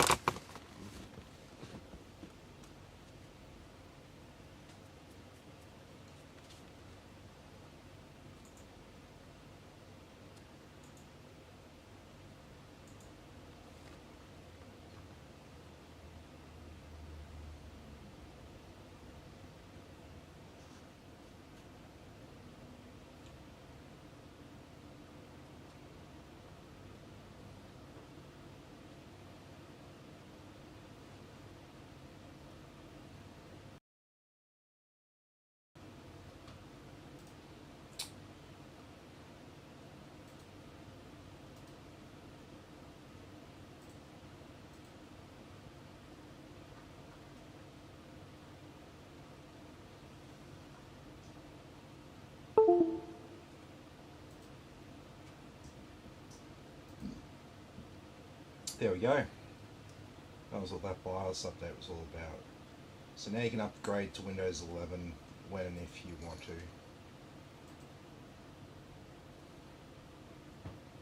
Sweet as.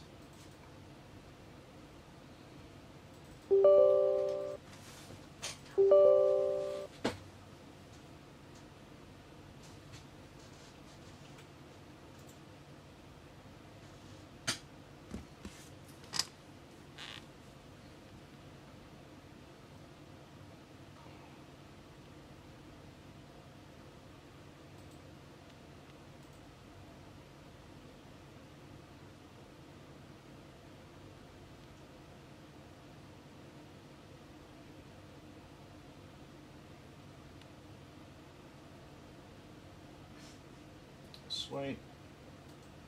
Happy with that. Well, let's have a look at some gaming benchmarks. So we'll do Heaven here on high, no anti-aliasing.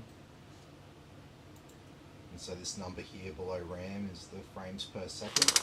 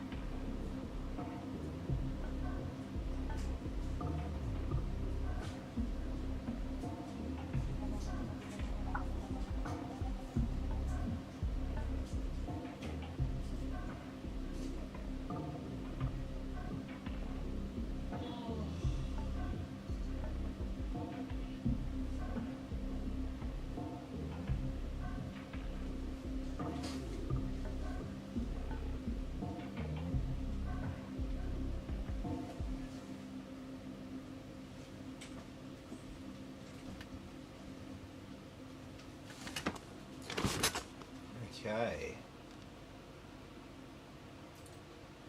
So that was heaven there.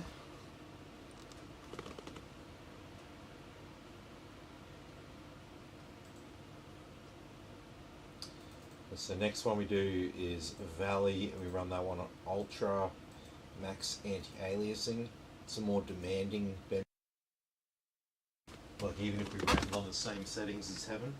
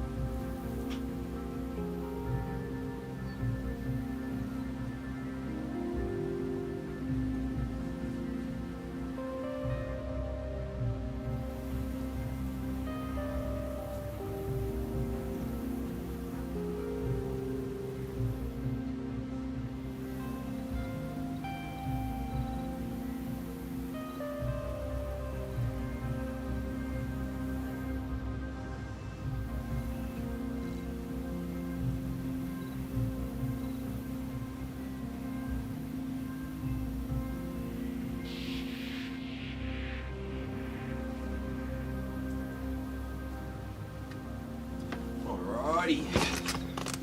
So there was Valley on the highest settings. And the last one we do is our 4K benchmark, which is superposition. It's also in DirectX 12 rendering mode.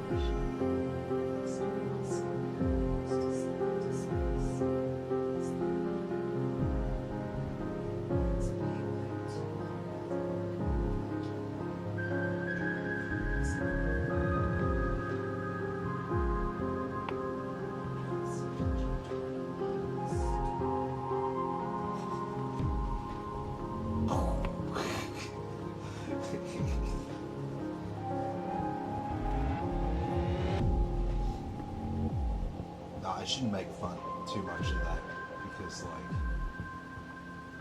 I can hate the guy, but he ain't the one designing and building that shit.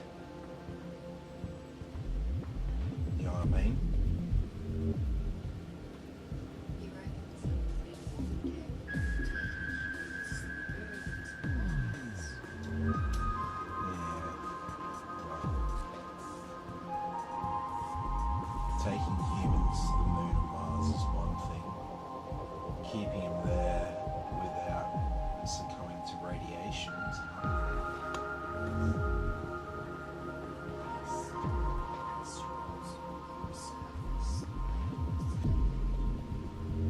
Yeah, I know.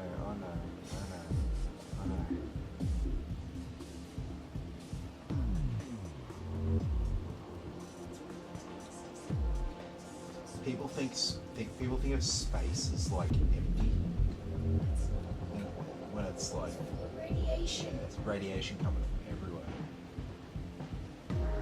Ionizing radiation. That's one of the first things like first humans. Yeah. We couldn't see shit with their eyes closed. Yeah.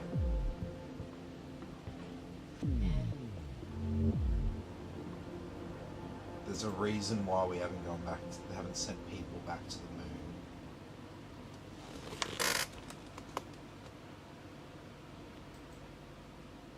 Alrighty.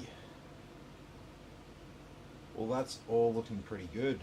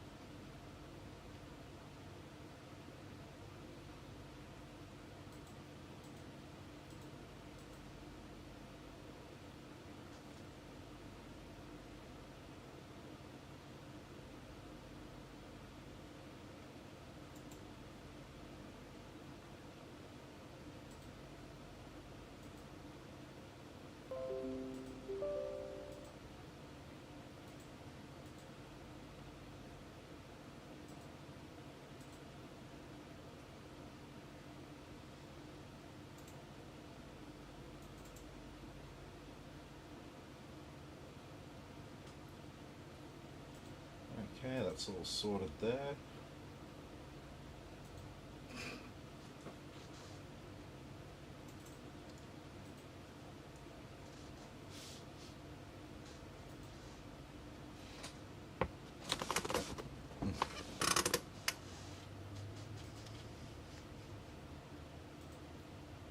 Might want to replicate that.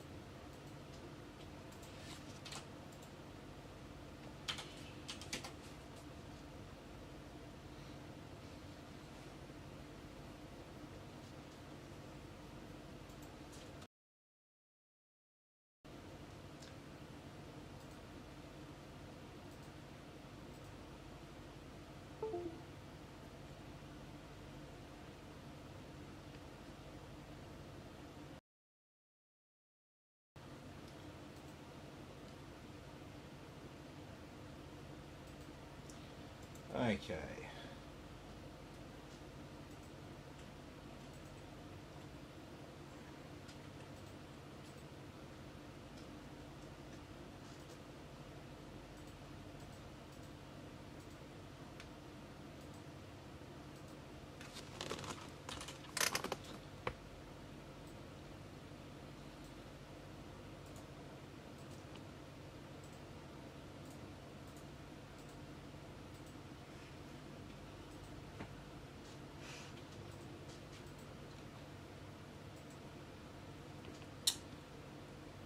Alrighty, so now we're just doing our final stress test.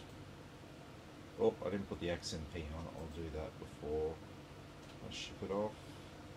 If not, it's very easy to turn on and off. Okay. There's that graphics card looking pretty good. Okay.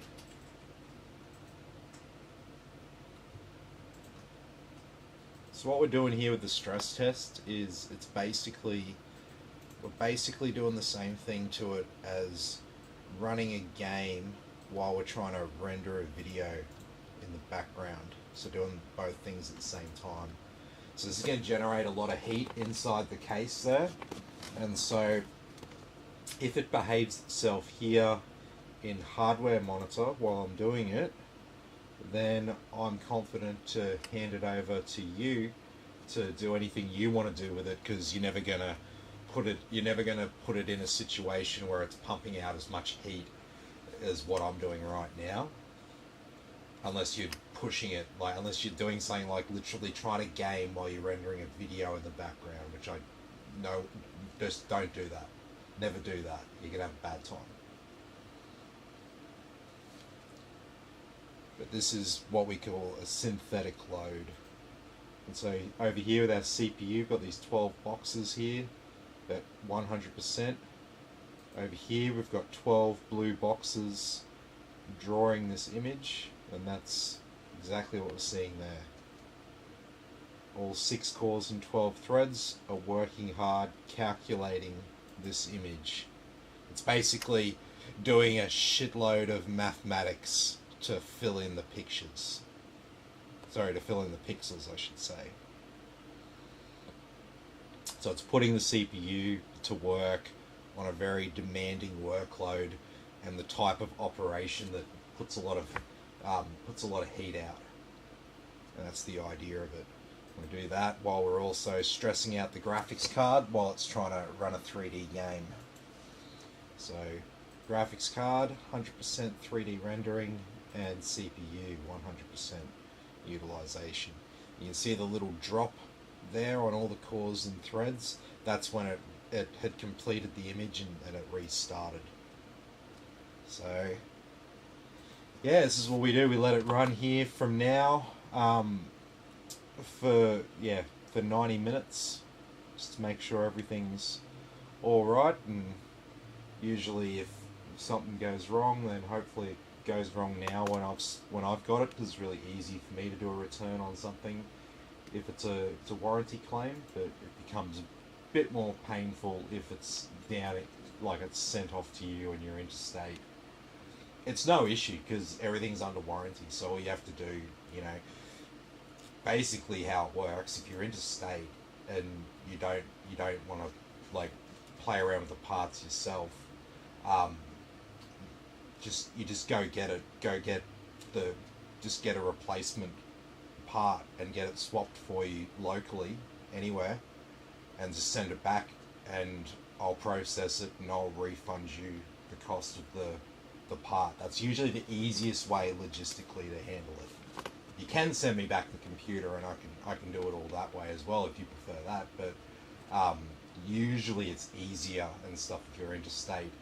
It'll be like something like the motherboard died. I mean, it's a $150 part. It's like, just take that somewhere, get that one part swapped over. It won't cost much. Then you can just send me back the faulty part, and I put it through a warranty claim on that, and I just refund you, nice and easy. And so that'll be the same if you're in Queensland, for example, and you've bought a PC from somewhere else and it's got warranty on it and stuff. If it's just one part that's dead, you could bring it to me and I'll give you back the other part, and then you can send it back to whoever you got it from, and they'll probably replace that for you if it's under warranty.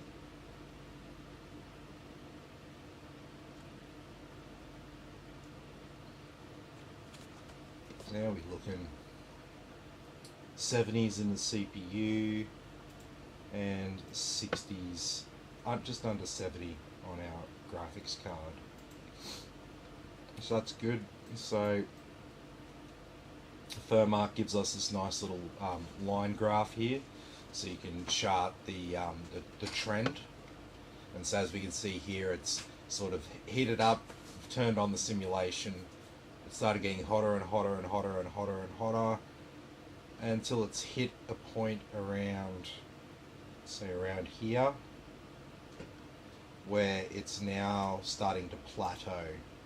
It's not going to get much hotter than that. It's sitting there at 69 degrees. If I let this run for like another like 90 minutes, we'll probably see it get to like 72 degrees, 73 degrees. And you know what'll happen while you're gaming, this can alarm some people. So say look at these temperatures we're seeing. You know, 70 degrees from the graphics card, I'm telling you that's fine. 70 degrees on the CPU there, I'm telling you that's fine. But remember that if you're gaming and you're running the computer and it's hot like this for, you know, 4 hours and you touch the top of it, it's gonna feel pretty warm. That's not necessarily a problem. That's why we have apps like this hardware monitor app that you can just open up and just runs in the background and basically logs all your temperatures for you. And you can tell here whether that something's actually overheating, because like that glass panel, it'll get hot if you're gaming. You've got like a decent powered graphics card like the 6700 XT in there. It'll get warm, but that's not a problem. To you, what you feel is warm with your hand and what is actually warm is two different things.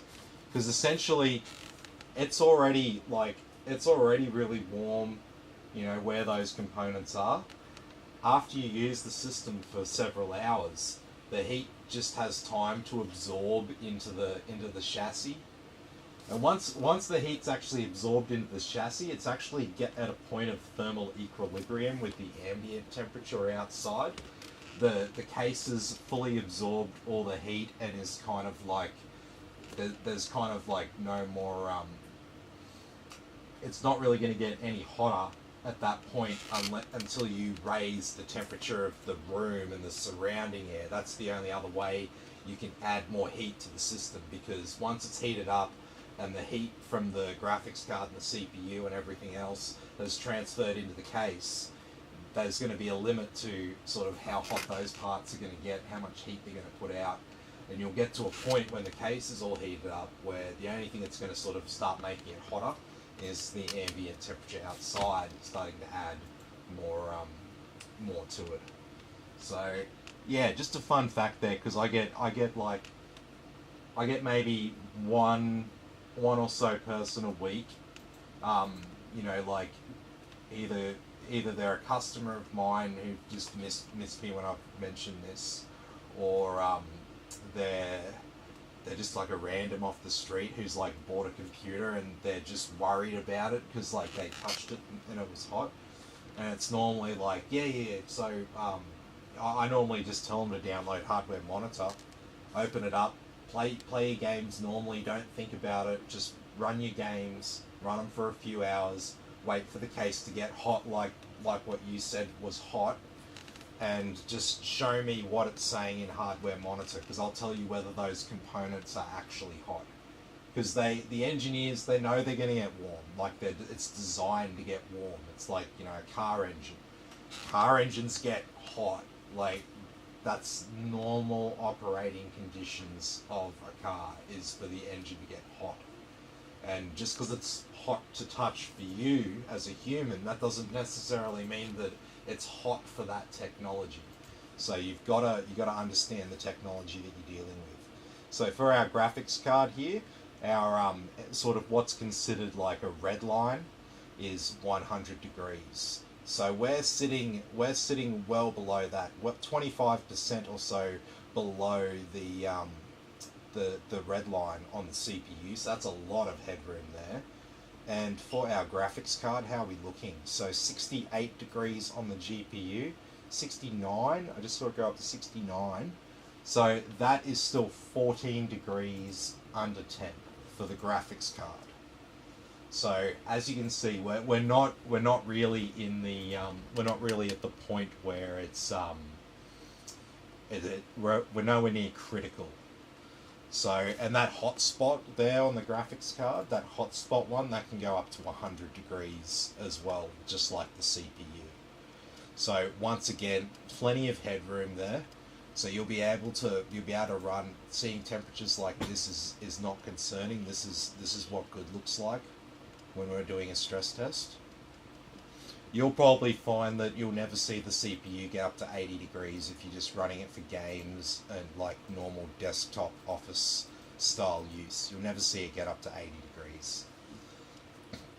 It'll never get worked that hard for that long. The graphics card, yeah, I mean, you shouldn't really ever see it get much hotter than this as well, because the CPU's putting out like as much heat as it's ever going to put out. So we've already sort of got it a little bit warmer in the case than what it's going to probably be exposed to on average. These fans are moving quite a lot of heat away. And if we have a look at the top here, temperatures, we've got various temp sensors around the motherboard there. So we've got the socket, so that's the CPU socket temperature itself, 58 degrees. CPU at 73 degrees, and we have, I'm not sure what TZ00 is. That sort of says to me like temp sensor 00, like it doesn't have, it's not telling hardware monitor exactly what it is, but it's one of the temperature sensors on the motherboard. But CPU is obviously the CPU itself. System is usually around the memory. MOS is the MOSFET VRM, so that's all the stuff that's like around the side of the CPU where those other heat sinks and stuff are on. And PCH, that would probably be down around where the graphics card is. I would be guessing without looking up the specific motherboard and exactly how hardware monitors can display all the temp sensors from it, because obviously hardware monitors proprietary software. It just tries to talk to everything in a generic way. So sometimes if you open this up on your motherboard, you might get a whole heap of random designations there.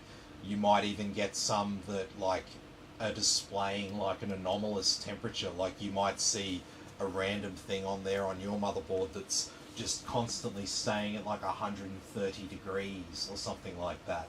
And that won't be anything inside your computer at 130 degrees. That will just be a case of there's like a circuit on the motherboard for that other temp sensor, but it's not connected on that version of the board, and because it's not connected to anything, it's just showing an anomalous reading in hardware monitor.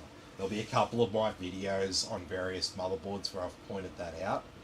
But in this one here, everything here looks pretty normal.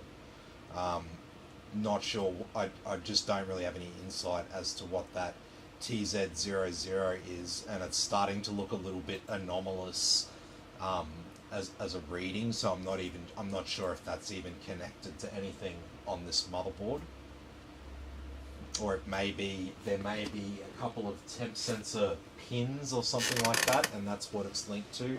But nothing's actually plugged into it at the moment, because we're seeing all around inside the case there, it's like about 50 degrees as sort of a minimum. That's like about half that temperature.